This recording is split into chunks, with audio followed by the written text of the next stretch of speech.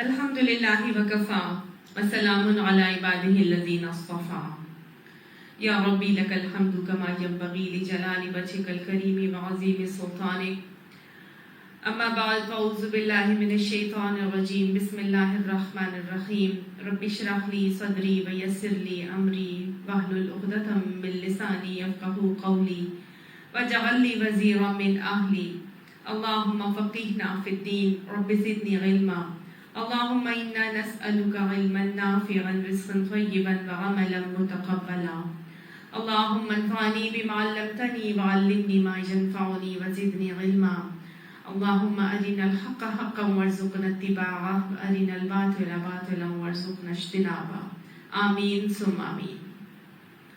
سورہ ملک آیت نمبر 3 تک ہم کر چکے تھے، آج آیت نمبر 4 سے کریں گے۔ اعوذ باللہ من الشیطان الرجیم ثم ارجع البصر كرتين ينقلب إليك البصر خاسئا وهو حسير۔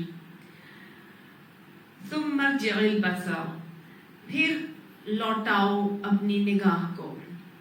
اللہ سبحانہ تعالیٰ نے سورہ ملک میں اب تک جو ہم نے پڑھا، اللہ سبحانہ تعالیٰ نے اس سورت کے اندر مومن کو بتایا کہ اس کے زندگی میں آنے کا مقصد کیا ہے۔ اللہ نے اپنی کچھ تخلیقات دکھائیں اور پھر اپنی تخلیق کے حوالے سے زندگی اور موت کا تذکرہ کرنے کے بعد اللہ تعالیٰ نے آسمانوں کی تخلیق کے اوپر غور و فکر کی دعوت دی تھی، اور اس دعوت میں ہم نے دیکھا تھا کہ اللہ سبحانہ تعالیٰ نے انسان کو یہ کہا تھا اور چیلنج کیا تھا کہ اس آسمان کی تخلیق کے اوپر غور کر کے دیکھو، اور اللہ کی ہر ہی تخلیق کے اوپر غور کر کے دیکھو، تمہیں کہیں کوئی بگاڑ، کوئی رکھنا، کوئی آڑ، کوئی ٹیڑھ نظر نہیں آئے گی۔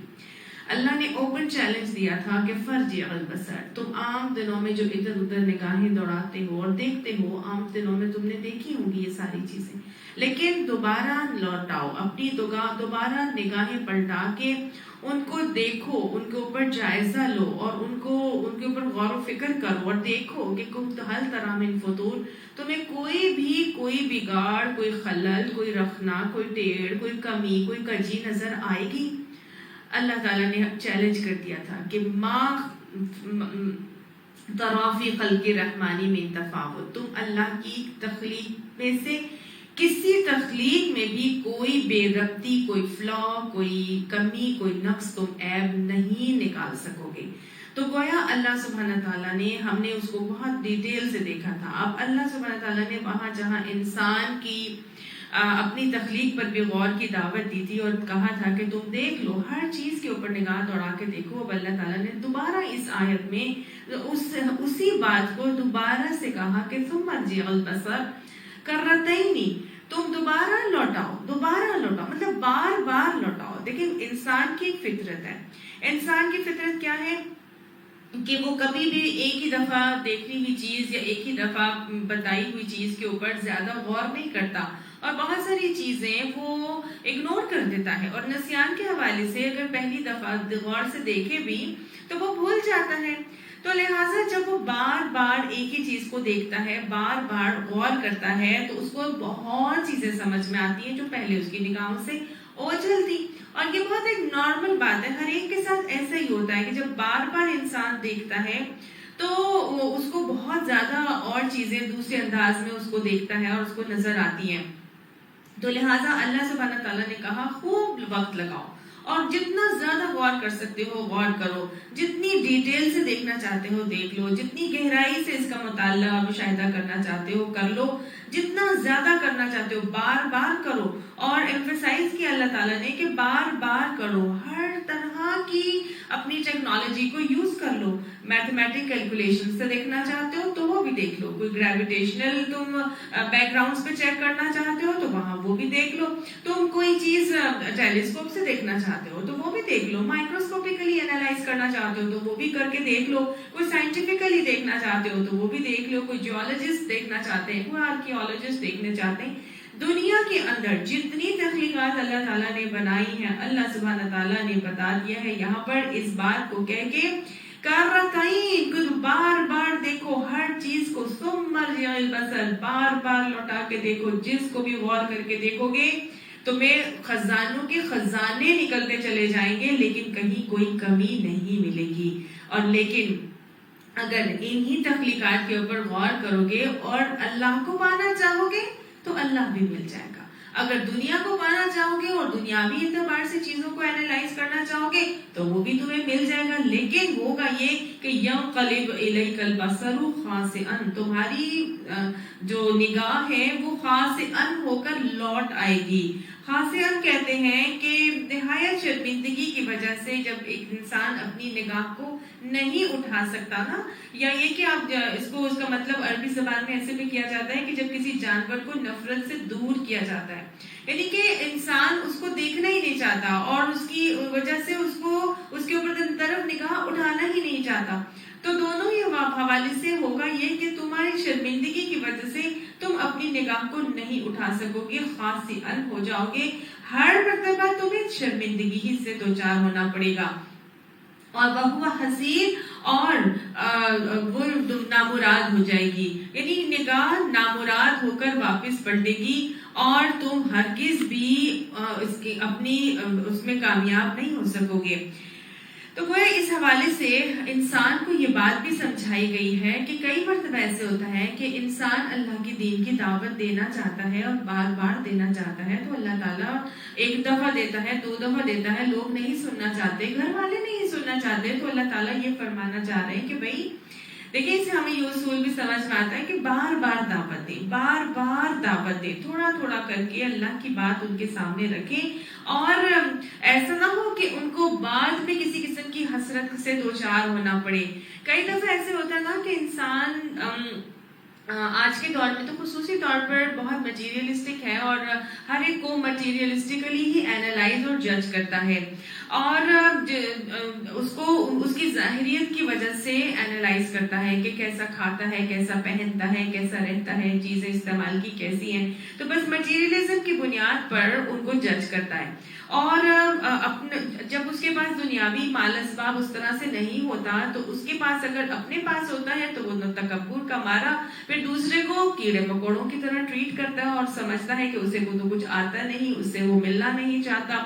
ایسے لوگوں سے انسان دور بھاگتا ہے کہ جی میرے بچے جہاں جا رہے ہیں اسکول میں اس اسکول میں کیوں پڑھاؤں جہاں پہ نچلی کلاس کے لوگ وہاں پہ اپنے بچوں کو پڑھا رہے ہوتے ہیں، یا میں ان لوگوں سے کیوں ملوں جس گھر میں ایسے لوگ پائے جاتے ہیں جو ہماری آنکھوں کو بھاتے نہیں ہیں. تو کیا ہے، انسان کے اپنے تکبر کی وجہ سے بہت سی چیزوں میں دوسرے کو انڈر ایسٹیمیٹ بھی کرتا ہے. حالانکہ دیکھیے ہوتا بالکل ایسا ہی ہے نا کہ دنیاوی مال اسباب اللہ کی رضا کا کرائٹیریا تو نہیں ہے نا، یہ تو اللہ کے اوپر ہے، اللہ کی مرضی ہے، جس کو زیادہ دے جس کو کم دے وہ نفعت اللہ دیتا ہے، کسی کو زیادہ فراخی سے عطا فرماتا ہے، تو اس کی دین ہے جس کو زیادہ. لیکن اگر کسی کو زیادہ دے دیا تو اس کا ہرگز مطلب یہ نہیں ہے کہ اللہ تعالیٰ اس سے راضی ہے یا وہ اللہ کی نگاہ میں بہت زیادہ بہتر ہے. تو یہ کیا ہے، بیسیکلی جو دنیا میں ایسے لوگوں کو ایسے سمجھا جاتا ہے کہ اپنے سے کمتر سمجھنا، یہ ایک ایسا عمل ہے جس کی وجہ سے ہوتا یہ ہے کہ کئی مرتبہ انسان کو بعد میں شرمندگی ہوتی ہے.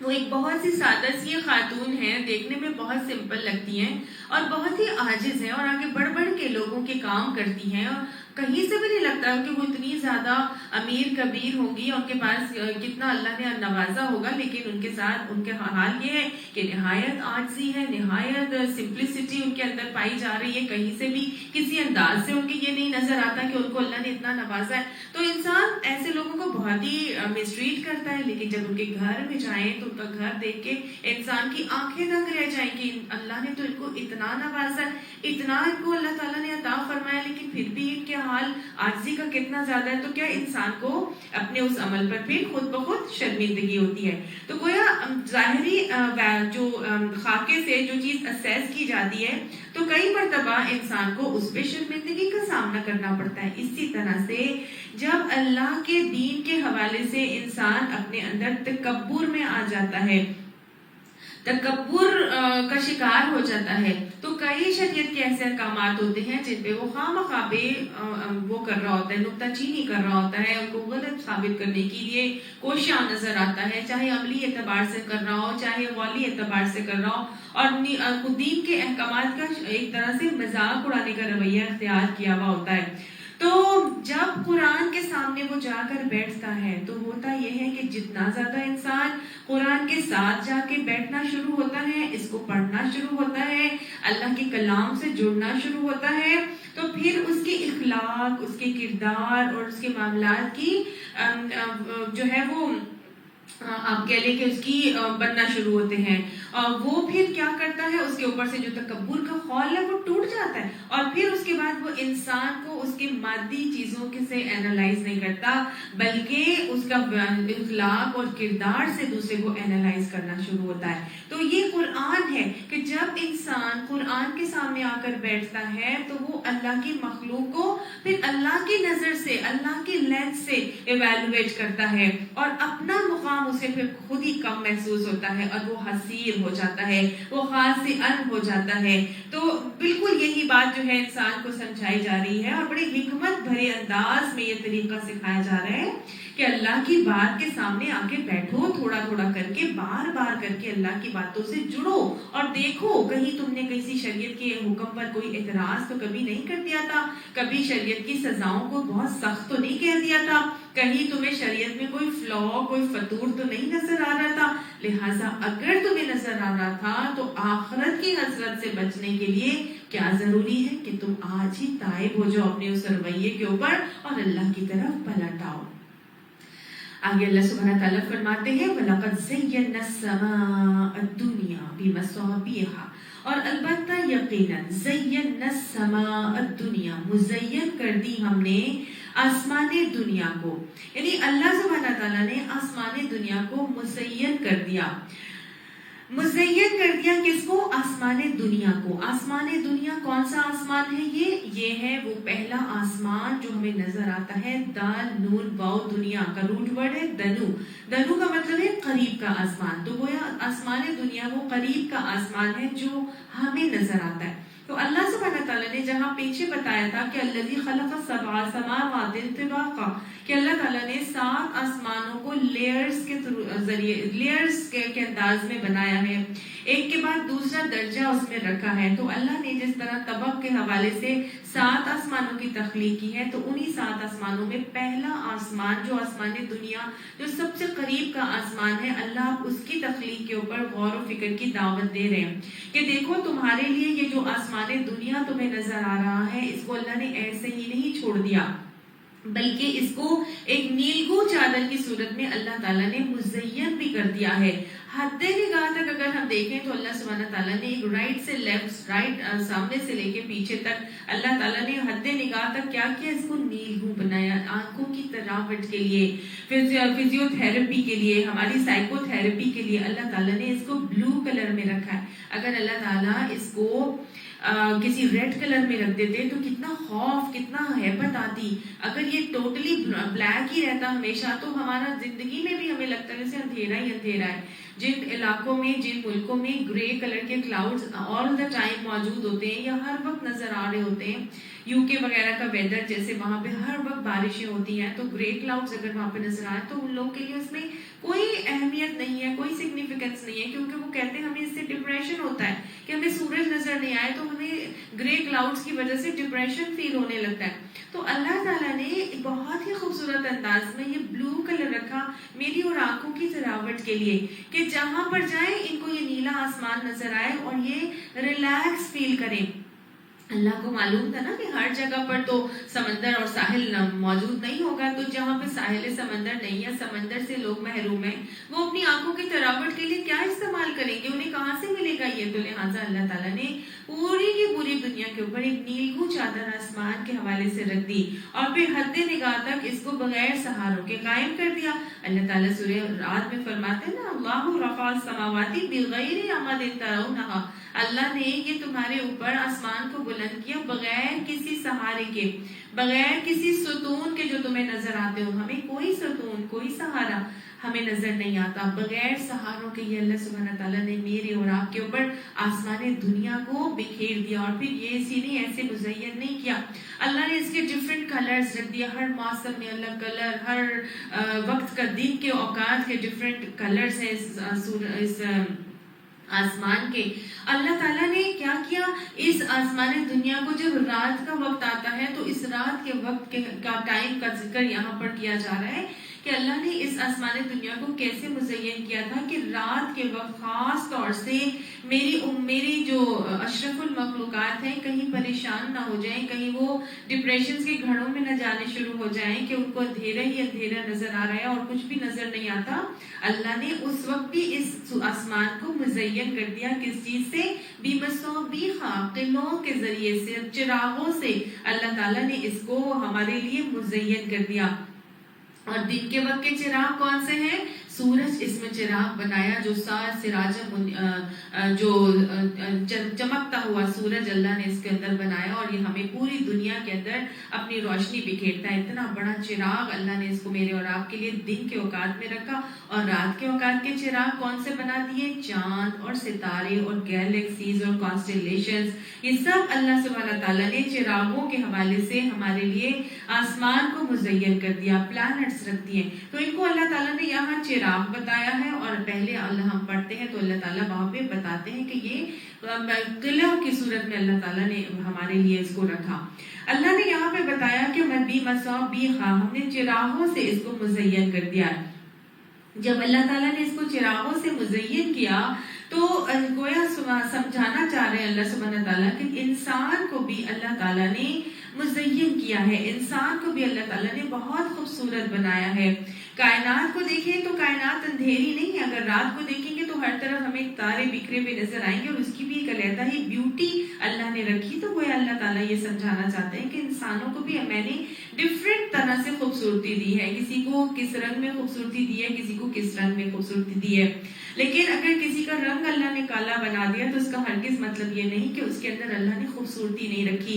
خوبصورتی کے لیے اللہ تعالیٰ نے ہر انسان کے اندر خوبصورتی پیدا کرنے کے لیے چیزیں رکھی ہیں، اس کی اٹریکشن رکھی ہے. لیکن جہاں اللہ تعالیٰ نے ہر تخلیق کو خوبصورت بنایا وہاں پر اللہ تعالیٰ، جیسے حدیث میں آتا ہے نا، ان اللہ جمیل یحب الجمال، اللہ تعالیٰ خود بھی خوبصورت ہے اور وہ خوبصورتی کو پسند بھی کرتا ہے.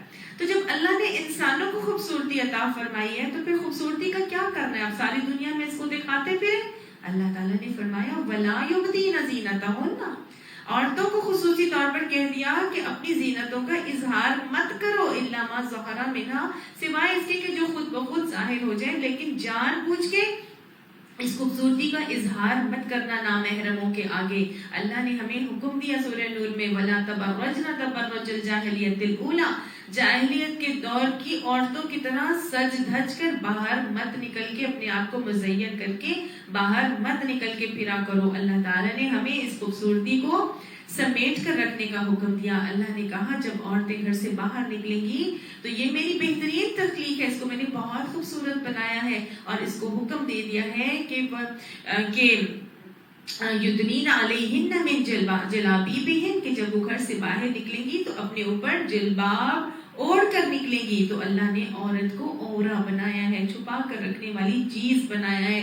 جیسے ہم قیمتی چیزوں کو چھپا کر رکھتے ہیں، اس کے اوپر کور ڈال کے رکھتے ہیں، غلط لوگوں کی نگاہوں سے ان کو بچا کر رکھتے ہیں. تو اللہ نے مجھے اور آپ کو بھی اپنی خوبصورتی کو چھپا کر رکھنے کا حکم دیا کہ دیکھو اللہ نے اس خوبصورتی کو مزین تو کیا ہے، بہت خوبصورت اٹریکٹیو چیزیں اس کے اندر ڈالی ہیں. لہٰذا ایک جگہ مجھے اور آپ کو حکم دے دیا گیا، مومن عورتوں کو بھی اور مردوں کو بھی، کہ اپنی شرمگاہوں کی اور اپنی نگاہوں کی حفاظت کر کے چلیں گے. یغضوا من ابصارہم اور یغضضن من ابصارہن کا حکم دے کے اللہ تعالیٰ نے اپنی نگاہوں اور شرمگاہوں کی حفاظت کرنے کا بھی ہمیں حکم دے دیا. اب اللہ تعالیٰ انسان کو جہاں مزین بناتا ہے، خوبصورت بناتا ہے، تو وہاں اللہ نے آسمان کی تخلیق اور اس کی مزین کرنے کے حوالے سے بتایا کہ جہاں اس کو میں نے چراغوں سے مزین کیا ہے وہیں پر وَجَعَلْنَاهَا رُجُومًا لِلشَّيَاطِينِ اور بنا دیا ہے ہم نے اس کو رجم کرنے والا للشیاطین شیاطین کے لیے، یعنی ان چراغوں کو میں نے مزین کر کے جو بنایا ہے، یہ چراغ یہ قلعوں کی مانند ہے اور یہ کیا کریں گے، یہ شیاطین کو رجم کرنے کے لیے بنائے ہیں میں نے، اور وَأَعْتَدْنَا لَهُمْ عَذَابَ السَّعِيرِ اور ان کے لیے ہم نے بھڑکتی ہوئی آگ تیار کر کے رکھی ہے۔ اللہ سبحانہ تعالیٰ نے شیاطین کے لیے رجم کے لیے کرنے کا آلہ بنایا ہے ان چراغوں کو، ان گیلیکسیز کو، ان سٹارز کو، یہ جو اللہ نے بنایا ہے۔ یہ کیا ہے رجوم؟ کس کو کہتے ہیں؟ رجوم کہتے ہیں بیسیکلی رجم کرنے والی چیز کو، یعنی مار بھگانے کا ذریعہ۔ ہم دیکھتے ہیں کہ جب بھی ہم نے پڑھا ہے قرآن پاک میں بھی اللہ تعالیٰ نے بتایا کہ جہاں قرآن کی حفاظت کا ذمہ اللہ تعالیٰ نے اٹھایا تھا، وہیں پر اللہ سبحانہ تعالیٰ یہ بتاتے ہیں سورہ حجر میں کہ جہاں میں نے اس قرآن کی حفاظت کا ذمہ اٹھایا ہے وہیں پر اس کی حفاظت کا ذمہ ایسے بھی اٹھایا تھا اللہ تعالیٰ نے کہ اس وحی الہی کی باتیں یا اللہ کے احکامات کو اچکنے کے لیے جب کوئی شیاطین اوپر آسمان یا عالم بالا کا رخ کرتے ہیں اور اللہ کے احکامات کو سننا چاہتے ہیں تو شیاطین کے اوپر فرشتے جو کہ حفاظت پر مقرر کیے گئے تھے اللہ کی طرف سے، وہ اور آج بھی مقرر ہیں، وہ ان شیاطین کو یہ شہاب المبین یعنی شہاب ثاقب مارتے ہیں، جس کو ہم شوٹنگ سٹارز بھی کہتے ہیں، اور یہ میٹیورائٹ کی صورت میں اسمالر اگر ہوتا ہے تو میٹیورائٹ کی صورت میں ان پہ اوپر لگتا ہے اور اگر ان کو چلا کر بھسم کر دیتا ہے، اور اگر وہ بچ جائیں تو پھر وہ اپنی وہی جو خبریں سن رکھی ہوتی ہیں، انہوں نے عامل جو شیاطین اوپر بھیجتے ہیں کہ وہ غیب کی خبریں معلوم کر کے آئیں، تو اللہ تعالیٰ جب بھی وہ خبریں ٹرانسفر کرتے ہیں فرشتوں کو پہنچتی ہیں وہ خبریں، احکامات نازل ہوتے ہیں، تو وہ کیا کرتے ہیں، وہ سننے کی کوشش کرتے ہیں، تو فرشتے ان کو وہ شہاب ثاقب یا کوئی شوٹنگ سٹار یا کوئی ستارہ جو ہے وہ یہی چراغ ان کے اوپر مارتے ہیں، ایک رجم ان کو کیا جاتا ہے اس کے حوالے سے، اور یہی آگ کا گولا جب ان کے اوپر برسایا جاتا ہے، بڑا اگر ہوتا ہے تو یہ اگر ان کو نہ ان کو لگے تو وہ زمین کی طرف آتا ہے اور میٹیور کی صورت میں آ کے زمین کے اوپر ایک کریٹر بنا دیتا ہے اور یہ یہاں پر پھر جم جاتا ہے اور یہ آگ کا گولا ہمارے لیے لوہا بن جاتا ہے۔ تو ہم نے دیکھا کہ یہ اسی طرح سے اللہ سبحانہ تعالیٰ یہ عمل کرتا ہے۔ تو یہاں پر بتایا جا رہا ہے کہ یہ جو چراغ میں نے بنائے ہیں یہ صرف ایک کام نہیں کرتے بلکہ کیا کرتے ہیں کہ جب بھی عالم بالا سے خبریں سننے کے لیے شیاطین آتے ہیں تو یہ ہی چراغ ان کے اوپر برسائے جاتے ہیں اور فرشتے ان کو برساتے ہیں اور ان کے اوپر یہ آگ کا گولا مارتے ہیں۔ اچھا اب دیکھیں یہ آگ کا گولا یہ کیسے فرشتے جب مارتے ہیں شیطان کو، تو شیطان تو خود آگ سے بنا ہے، تو آگ سے شیطان کیسے مرے گا؟ تو یہ بالکل نارمل سی بات ہے کہ جیسے انسان کو اللہ تعالیٰ نے مٹی سے بنایا اور اس کو مٹی مارے تو مٹی کا ڈھیلا مارے تو ہمیں پین ہوتی ہے نا، یا ہمیں کوئی اینٹ مارتا ہے تو ہمیں پین ہوتی ہے نا، تو بالکل اسی طرح جب مٹی سے بنے ہوئے ایک انسان کو مٹی ہی ماریں گے تو اس کو پین ہوتی ہے، تو ایسا کیسے نہیں ہو سکتا کہ جو آگ سے بنا ہوا شیطان ہے اس کے اوپر جب آگ ماری جائے تو اس کو بھی پین ہوتی ہوگی، وہ بھی اس سے بھسم کر دیا جاتا ہے اللہ سبحانہ تعالیٰ کے حکم سے۔ بہرحال اللہ تعالیٰ نے یہاں پہ یہی بتانا چاہا ہے کہ جب انسانوں کو میں نے مزین کیا ہے، انسانوں کو میں نے خوبصورت بنایا ہے، تو یہ جو خوبصورت انسان اس کے پاس جو بھی اپنی حوث کو پورا کرنے کے لیے آئے گا، تو باوجود یہ کہ ان سب کو حکم دے دیا گیا تھا کہ اپنی نگاہوں اور شرم گاہوں کی حفاظت کر کے چلنا، تو ایسے انسان جو اپنی حوث پوری کرنے کے لیے خوبصورت لوگوں کے پاس جاتے ہیں، مطلب ناجائز تعلقات کرنے کے لیے اور ناجائز عمل کرنے کے لیے، تو وہ شیطان صفتی ہوتے ہیں، اور ایسے لوگ پھر اسی قابل ہیں کہ انہیں رجم کر دیا جائے اور انہیں رجم کر کے سنسار کر دیا جائے۔ شیطان کے لیے اللہ تعالیٰ نے اعتدنا لہم عذاب السعیر، بھڑکتی ہوئی آگ تیار کر کے رکھی ہے، اور انسانوں کو جب مٹی سے بنایا ہے تو جب ان کو بھی اللہ تعالیٰ نے زنا کی سزا کیا رکھی ہے، رجم ہی رکھی ہے، اور وہ جو لواطت کا عمل ہے یا جو لیسبینزم اور جو ہوموسیکچولیٹی کے حوالے سے گیز ہیں، ان کے بھی اگر کوئی کرتا ہے تو اس کے لیے بھی یہی سزا تجویز کی گئی ہے کہ ان کو بھی رجم کر کے مار کے ہلاک کر دیا جائے، وہ اس قابل ہی نہیں ہے کہ ان کو زندہ رہنے کی اجازت دی جائے۔ تو گویا اسٹوننگ ٹو ڈیتھ کے حوالے سے یہ بات بتائی جا رہی ہے کہ یہ انسان بھی اس قابل نہیں کہ جو غلط عمل کرنے والے ہیں اور خوبصورت چیزوں کی طرف لپکتے ہیں، دوڑتے ہیں اور صرف اپنی حوث کو پورا کرنے کے لیے جاتے ہیں اور ہر ناجائز عمل کرنے کے لیے وہ تیار ہو جاتے ہیں، تو وہ اسی قابل ہیں کہ ان کو رجم کر کے ان کو ہڈی پسلی توڑ کے ان کو ختم کر دیا جائے اور آگے ان کے لیے بھڑکتی ہوئی آگ تو تیار ہی ہے۔ وَلِلَّذِينَ كَفَرُوا بِرَبِّهِمْ عَذَابُ جَهَنَّمَ، اور واسطے ان لوگوں کے جنہوں نے اپنے رب سے کفر کیا، جہنم کی کا عذاب تیار ہے، یعنی عذاب ہے جہنم کی صورت میں، وَبِئْسَ الْمَصِيرُ، اور برا ہے جو یہ ٹھکانہ۔ گویا یہ کون سے لوگوں کے بارے میں بتایا جا رہا ہے، یہ کون سے لوگ ہیں جن کے لیے جہنم عذاب کی صورت میں تیار ہے؟ وَلِلَّذِينَ كَفَرُوا، جنہوں نے اپنے رب سے کفر کر لیا، بِرَبِّهِمْ، اپنے رب سے کفر کیا ہے۔ ایک تو یہ کہ اللہ کو مانا ہی نہیں، دوسرا یہاں پہ وہ لوگ خصوصی طور پر آ رہے ہیں جنہوں نے اللہ کو مانا تھا، اللہ کو تو مانا تھا قولی طور پر، لیکن گناہوں والا طرز زندگی نہیں چھوڑا تھا، گناہوں والے اعمال نہیں چھوڑے تھے۔ گویا قولی ایمان تو لائے تھے لیکن عملی ایمان کا انکار تھا، ان کی زندگی میں اللہ کی بتائی ہوئی شریعت کے اوپر عمل نہیں تھا، لہٰذا ایسے تمام لوگوں کو بھی کہا جا رہا ہے کہ وہ کیا ہے، انہوں نے اصلاً میں اپنے رب سے کفر کر لیا۔ قولی طور پر تو بے شک وہ اپنے اللہ کو اپنا رب مانتے تھے لیکن عملاً وہ انکاری تھے، تو یہ سب لوگوں کے لیے جہنم کی آگ تیار ہے اور یہ بہت ہی برا ٹھکانہ ہے۔ یہ سب جو اللہ سے کفر کرنے والے تھے، اپنے رب سے کفر کرنے والے تھے، ان کا حال یہ ہوگا کہ اذا القوا فیہا، جب وہ اس کے اندر ڈالے جائیں گے، کس کے اندر ڈالے جائیں گے؟ اس جہنم کی آگ کے اندر القوا ڈالے جائیں گے یا پھینکے جائیں گے۔ کس طرح القوا کہتے ہیں؟ ایسے پھینکنا جیسے کہ کوڑے کو، ٹریش کو کوڑے دان میں یا ڈسٹ بن میں پھینکا جاتا ہے، تو ایسے یہ جہنمی پھینکے جائیں گے جہنم کے اندر، جیسے کوڑے کو، ٹریش کو ڈسٹ بن میں پھینک دیا جاتا ہے۔ یہ ایک جہنم کی انسنریٹر کے اندر جھونک دیے جائیں گے، پھینک دیے جائیں گے، اور جب یہ سارے کے سارے پھینکے جائیں گے اس کے اندر تو سمعوا لہا شہیقا، وہ اس کے اندر دہاڑنے کی آواز سنیں گے۔ شہیقاً کہتے ہیں گدھے کی آواز، جیسے گدھا ڈھینچو ڈھینچو کرتا ہے اور بہت ہی بری آواز میں بول رہا ہوتا ہے، اس کی آواز کو شہیقاً کہا جاتا ہے۔ تو کہا جا رہا ہے کہ وہ چنگھاڑنے کی آواز اور دھاڑنے کی آواز سنیں گے۔ ایک اور جگہ قرآن پاک میں زفیرہ کے الفاظ آتے ہیں کہ جہنم چنگھاڑے گی، زفیرہ کرے گی۔ گویا وہ آپ صلی اللہ علیہ وسلم نے بھی معراج میں جہنم کی چنگھاڑوں کی آواز سنی تھی، تو یہ گویا جہنم قیامت میں کیا کر رہی ہوگی؟ چنگھاڑ رہی ہوگی، شہیقاً یعنی کہ یہ گدھے کی آواز کی طرح ڈکرا رہی ہوگی، اس طرح آوازیں اس کے اندر سے نکل رہی ہوں گی۔ وہی تفور، اور وہ تفور کہتے ہیں ابلنے کو، جیسے کہ ہم نے پڑھا تھا کہ فارغ تنور کے تنور ابل پڑا، تو وہی تفور یعنی کہ جہنم جوش کھا رہی ہوگی، ابل رہی ہوگی۔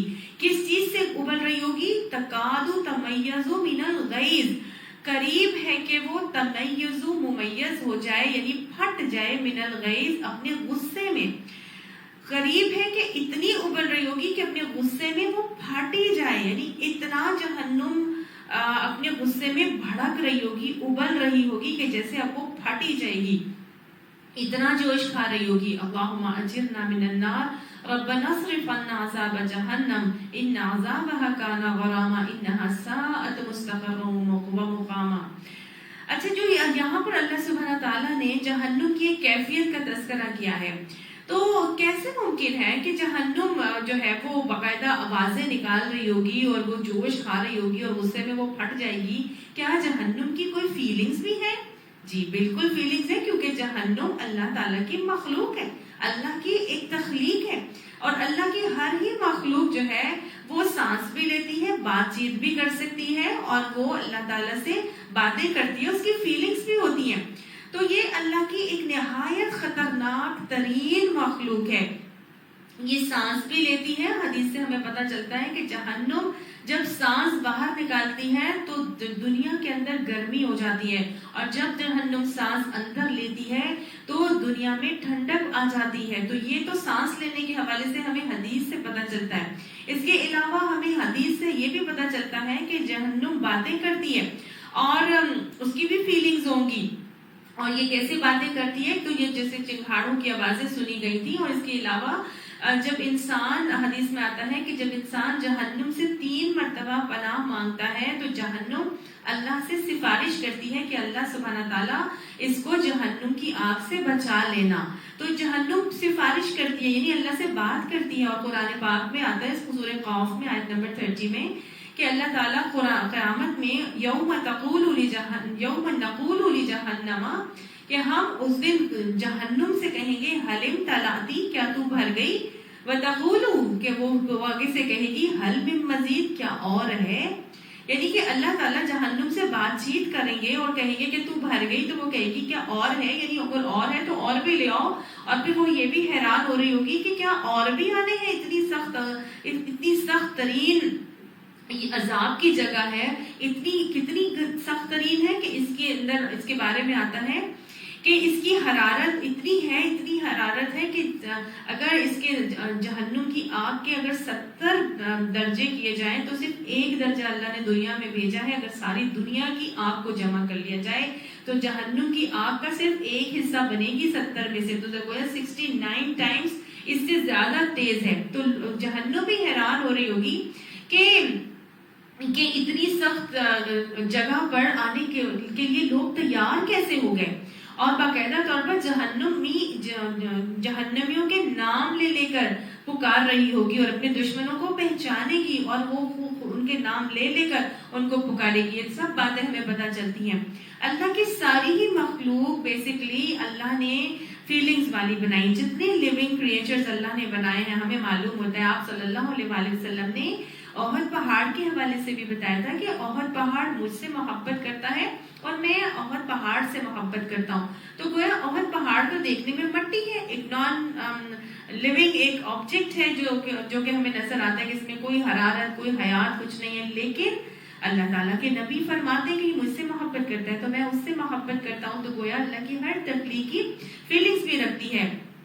آپ کو یاد ہوگا وہ واقعہ کہ جب آپ صلی اللہ علیہ وسلم لکڑی کے ایک تنے کے اوپر ٹیک لگا کے ممبر پر بیٹھ کے خطبہ دیا کرتے تھے. تو جب آپ صلی اللہ علیہ وسلم کا ممبر بن گیا تو آپ صلی اللہ علیہ وسلم نے اس لکڑی کے تنے کو سائڈ پر رکھ دیا. تو جب آپ صلی اللہ علیہ وسلم خطبہ دینا شروع ہوئے تو وہ اس جو حنانہ ہے، اس زمانہ حنانہ، وہ رونا شروع ہو گیا اور وہ ہچکیاں لے کر رونے لگا کہ آپ آوازیں آنے لگی باقاعدہ اس کی ہچکیوں کی رونے کی. تو آپ صلی اللہ علیہ وسلم نے بتایا کہ یہ وہ لکڑی کا تنا ہے جس کے اوپر میں ٹیک لگا کے جو ہے وہ خطبہ دیا کرتا تھا. تو یہ رو رہا ہے، یعنی اس کو اتنی تکلیف ہو رہی تھی کہ اب نبی صلی اللہ علیہ وسلم کے ہاتھ مبارک میرے اوپر ٹیک نہیں لگائیں گے اور وہ میں اس سے محروم ہو گیا.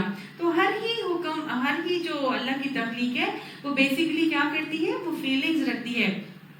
اور آگ یہ اللہ کی مخلوق ہے، تو ظاہر ہے ہر مخلوق جو اللہ تعالیٰ کی تسبیح بھی کر رہی ہے، اللہ کی اطاعت بھی کر رہی ہے، تو یہ جہنم کی آگ بھی بیسیکلی اللہ کی غلام ہے. اللہ جس کے لیے چاہے اسی آگ سے کسی کو جلا کے بھسم کر دے، اور جس کے لیے چاہے اس آگ کو گل و گلزار کر دے. کس کے لیے آگ گل و گلزار ہوئی تھی؟ حضرت ابراہیم علیہ السلام کے لیے. Very good. حضرت ابراہیم علیہ السلام کو جب آگ میں ڈالا گیا تو اللہ کا حکم آیا، قلنا، ہم نے کہا یا نار کونی بردن و سلاما علی ابراہیم، اے آگ سلامتی ٹھنڈی ہو جا، سلامتی کے ساتھ سلامتی بن جائے ابراہیم علیہ السلام کے لیے. تو آگ حضرت ابراہیم علیہ السلام کے لیے گل و گلزار ہو گئی تھی. ایسا ہی تھا نا. تو یہاں پر ہم دیکھیں کہ آگ جب جس کے اوپر جہنم کے اوپر جب قیامت کے دن پل صراط کو لگایا جائے گا تو اس کے اوپر سے بھی ہر ایک کو وارد ہونا ہے. قرآن پاک میں آتا ہے، اللہ تعالیٰ نے فرمایا تھا وَإِن مِّنكُمْ إِلَّا وَارِدُهَا، تم میں سے کوئی ایسا نہیں ہوگا جو اس کے اوپر سے وارد نہ ہو، ہر ایک کو اس کے اوپر سے گزرنا ہی پڑے گا۔ جب ہر ایک کو اس کے اوپر سے گزرنا پڑے گا تو پھر آپ صلی اللہ علیہ وسلم سے حضرت عائشہ نے پوچھا کہ یا رسول اللہ صلی اللہ علیہ وسلم، جب ہر ایک کو اس کے اوپر سے گزرنا ہوگا تو پھر جو ہے وہ سب لوگ کیسے گزریں گے نا؟ تو آپ صلی اللہ علیہ وسلم نے اس کے حوالے سے حضرت عائشہ کو یہ بات فرمائی تھی اور بتا دیا تھا۔ انہوں نے حضرت عائشہ نے جب پوچھا کہ کیا ہر ایک اس کے اوپر سے گزرے گا تو آپ نے فرمایا کہ ہاں، فرق صرف یہ ہوگا کہ جب اللہ کے مطابق دنیا میں زندگی گزارنے والے اس پر سے گزریں گے تو اللہ اس آگ کو ویسے ہی ٹھنڈی کر دے گا جیسے کہ اللہ تعالیٰ نے اسے اپنے خلیل حضرت ابراہیم علیہ السلام کے لیے ٹھنڈا کیا تھا۔ اللہ سبحانہ تعالیٰ ہمارے لیے بھی اس وقت پوری صراط پر ہمارے لیے چلنا گزرنا آسان کر دیجیے گا اور اس آگ کو ہمارے لیے بھی ٹھنڈا کر دیجیے گا۔ لیکن یاد رکھیے کیا شرط تھی حضرت ابراہیم علیہ السلام کے لیے؟ یہ آگ کیوں ٹھنڈی ہوئی تھی، کیوں گلزار ہوئی تھی؟ کیا رویہ تھا حضرت ابراہیم علیہ السلام کا؟ اگر اس رویے کے اوپر ہم چلیں گے تو انشاءاللہ ہم سب کے لیے بھی یہ آگ ٹھنڈی ہو جائے گی۔ حضرت ابراہیم علیہ السلام نے اللہ کے اوپر ایمان لائے تھے۔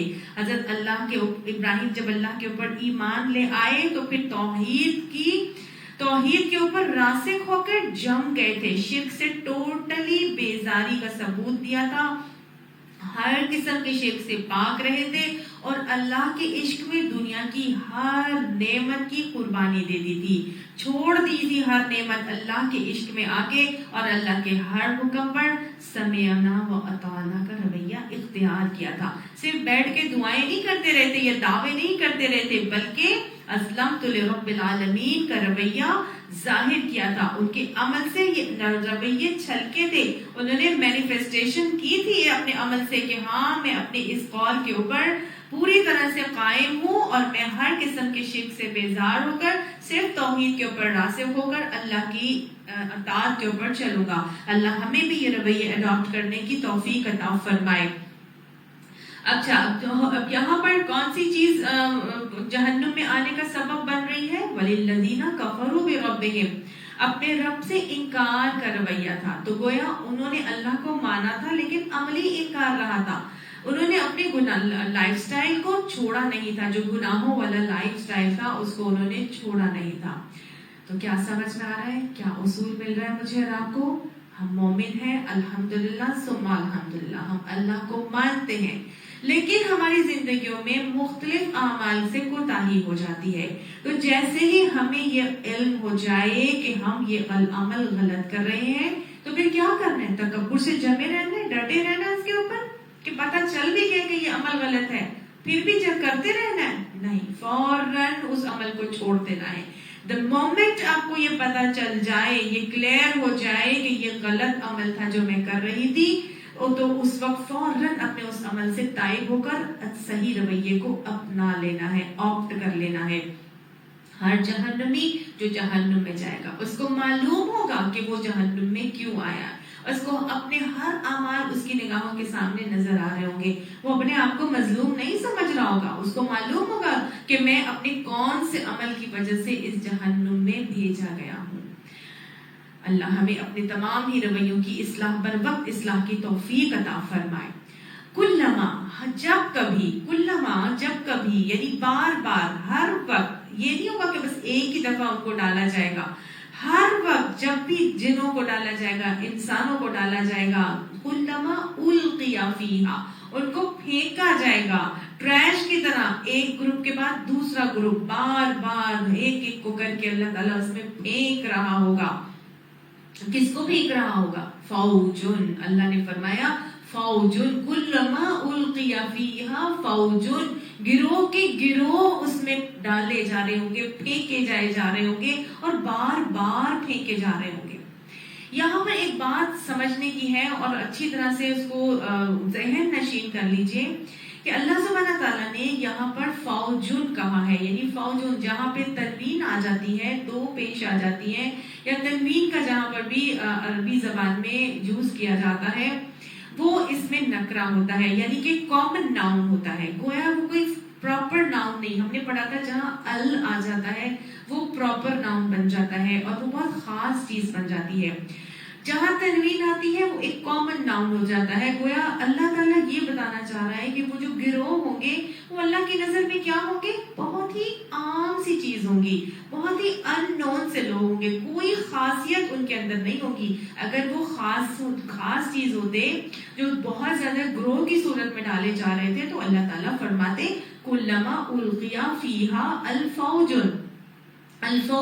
لیکن اللہ نے الفوج نہیں کہا. تو ہر شخص یہ بات اچھی طرح سے سمجھ لے کہ جو بھی یہ سمجھتا ہے کہ وہ گناہوں سے بھری ہوئی زندگی میں, گناہوں کے معاملات میں بہت زیادہ دھوتی بول رہا ہو, یا جو بہت زیادہ آگے فلرش ہو رہا ہو, فین فالوئنگ اس کی بہت زیادہ ہو, یا اس کا دنیاوی طور پہ بڑا عزت, بڑا مرتبہ, بڑا مقام ہو, میجورٹی اس کو اپنا مقلد سمجھتی ہو اور اپنا اس کی تقلید کرتی ہو, اور بہت زیادہ اس کا فیم دنیا میں مل گیا ہو, اور وہ کیا کر رہا ہو؟ گناہ کے رویے کے اوپر چل رہا ہو.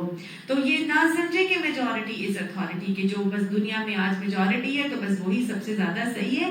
وہ ایسا نہیں ہے. وہ یہ جان لے کہ اگر وہ گناہوں کی رویے پر, روش پر چلتے ہوئے وہ فوج بنا ہے, وہ ایک بہت بڑا گروہ بنا ہے, میجورٹی بنا ہے, تو وہ اللہ کی نظر میں قیامت کے دن کیا بن جائے گا؟ فوجن بن جائے گا. نافرمان لوگوں کا اس دن کوئی مقام نہیں ہوگا.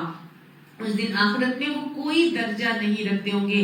اللہ تعالیٰ نے ان کو فوجن کہہ کے ان کی حیثیت دکھا دی ہے کہ تم میری نظر میں کچھ بھی نہیں ہو. اگر تم دنیا میں جتنا مرضی عہدہ اقتدار حاصل کر لو, ترقی حاصل کر لو, ناموری شہرت کما لو, لیکن اب چاہے تمہارے جتنے زیادہ مقلد آ جائیں, لیکن اگر تم میری روش پر نہیں چل رہے ہوگے, میرے طریقے کے فالوور نہیں ہوگے, تو پھر تمہیں میری نظر میں اس دن کوئی حیثیت نہیں ملے گی.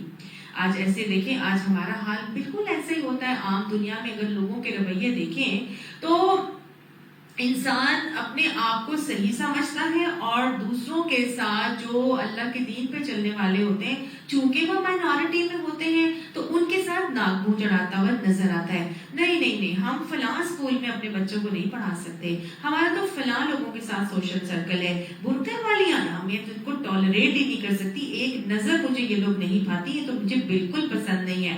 میں تو جی فلاں کمپنی میں کام کرتی ہوں یا کرتا ہوں, تو جی میں اس طرح کے نیچے والے لوگوں میں, جہاں پہ اتنا زیادہ لوگ اوڑھ لپیٹ کے آتے ہیں یا داڑھی والے لوگ موجود ہوتے ہیں, یا جی برقعے والیاں ہوتی ہیں, میں ان لوگوں کی کمپنی میں اٹھ بیٹھ نہیں سکتی.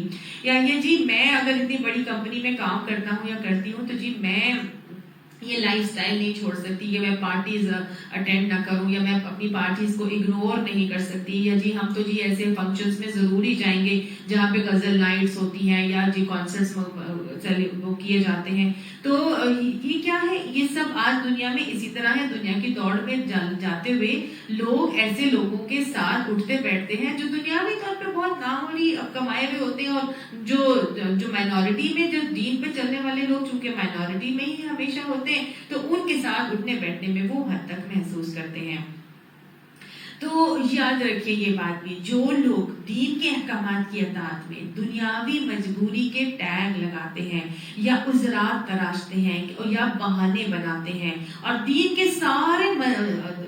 کی دنیا کے سارے مزے وہ لوٹتے جا رہے ہوتے ہیں, اور اسی میں وہ انوالو ہوتے ہیں, اور دین کو سائڈ پہ کر رہے ہوتے ہیں, وہ سب اس دن قیامت کے دن اللہ کی نظر میں بے قدر ہو جائیں گے. اپنی آنکھوں سے پڑھ لیں, اللہ نے ان کو کیا کہا ہے, کلما القی فیہا فوجن. اللہ نے ان کی حقیقت دکھا دی ہے کہ وہ سب کے سب میری نظر میں بالکل بے وقت ہو جائیں گے, کوئی حیثیت ان کی میرے نظر میں نہیں ہوگی. تو کیا سمجھ رہا ہے؟ اگر ہم چاہتے ہیں کہ ہماری کچھ حیثیت اللہ کی نظر میں قیامت کے دن ہو, اور ہماری زندگی کے اندر جو قیامت کی اصلی زندگی ہے اس میں ہمارے اندر بقا آ جائے, اس میں ہمارے اندر برکت آ جائے, تو آج دنیا میں ہمیں اللہ کی بابرکت ہستی کے ساتھ تعلق جوڑنا ضروری ہے, اللہ کے ساتھ کنیکشن بنانا ضروری ہے. اگر ہماری زندگی میں دنیا میں اللہ کے دین کا, اللہ کے نام کا شائبہ بھی نہیں ہے, تو پھر آخرت میں ہمیں اسٹیبلٹی یا بقا یا ہمیں کیسے برکت مل سکتی ہے؟ کیسے ہم اللہ کی رحمت کے حقدار ہو سکیں گے نا؟ اللہ کے نبی نے تو فرما دیا تھا نا فوجن کے حوالے سے کہ 1000 میں سے 999 افراد تو جہنم میں جائیں گے، صرف ایک جنت میں جائے گا. اور شیطان نے بھی اللہ سے یہ وعدہ کر لیا تھا کہ لَأَمْلَأَنَّ جَهَنَّمَ مِنْكُمْ أَجْمَعِينَ، کہ میں ان سب کے سب کو جہنم میں سب کو ڈال دوں گا، بھر دوں گا. وَلَا تَجِدُوهُمْ أَكْثَرَهُمْ شَاكِرِينَ، لیکن اکثر کو تم ان میں سے شکر گزار نہیں پاؤ گے. تو جو اللہ کا شکر گزار نہیں ہوں گے، اپنی ہر نعمت کو، اپنی ہر سکسیس کو، اپنی ہر رزق کو وہ اللہ کے ساتھ ایسوسیٹ نہیں کریں گے، وہی نہیں کریں گے نا جن کو زندگی میں اللہ کے دین کا کوئی نام و نشان ہی نہیں تھا. تو جب نہیں تھا تو وہ کیسے اللہ کے شکر گزار بنیں گے نا؟ جب ایسوسیٹ ہی نہیں کر سکیں گے، اللہ سے ان کا کوئی کنیکشن ہی نہیں تھا، تو وہ شکر گزاری بھی ان کے اندر ہی نہیں تھی. وہ تو تکبر کے مارے، وہ تو ہر چیز میں اپنے علم کی بدولت، اپنی صلاحیتوں کی بدولت مجھے یہ سب دنیا ملی ہے. اللہ نے فرما دیا تھا کہ اکثریت کے کہنے پر نہ چلنا، وہ تو تمہیں راہ راست سے گمراہ ہی کریں گے. اور اکثرهم، اللہ تعالیٰ نے قرآن میں بار بار بتایا کہ اکثرهم لا یشکرون، اکثرهم لا یعقلون، اکثرهم لا یفقہون، اکثرهم لا یعلمون. علم ہی نہیں رکھتی، نہ ان کو فکر ہے، نہ ان کو کوئی سمجھ ہے، نہ وہ عقل رکھتی ہے، اور نہ ہی وہ شکر کرتی ہے. تو دنیا کی اکثریت، وہ تو اکثریت تو غلط ہی روش پر چل رہی ہے. اکثریت دنیا کی نہیں، بلکہ اگر اقلیت اگر کم بھی ہیں لیکن اللہ کی روش پر چلنے والے ہیں، اللہ کی اطاعت کے اوپر چلنے والے ہیں، تو ہمیں ان کا ساتھ اپنانا ہے، ہمیں ان کی طرف جھک جانا ہے، اور ان کے دامن کو پکڑ کے ہمیں اللہ کی طرف پلٹنا ہے. اللہ تعالیٰ نے فرمایا کہ جب وہ اس میں ڈالے جائیں گے، سألہم خزنتہا، تو سوال کریں گے ان سے، خزنتہا یعنی داروغہ اس کے، اس جہنم کے داروغہ سوال کریں گے. جہنم کے داروغہ کتنے کارکن ہیں جہنم کے اوپر؟ قرآن میں آتا ہے جہنم کے 19 کارکن ہیں، اور جو جہنم کا داروغہ ہے اس کا نام ہے مالک. یہ جو 19 کارکن ہیں، اس کے حوالے سے قرآن پاک میں آتا ہے علیہ ملائک غلاظ شداد، کہ اس کے اوپر نہایت سخت گیر اور تند خو جو ہے وہ فرشتے مقرر ہیں. لا یعصون اللہ ما امرہم، وہ اللہ کے کسی حکم سے نافرمانی نہیں کرتے. ویفعلون ما یؤمرون، اور وہ کرتے ہیں جس کا ان کو حکم دیا جاتا ہے.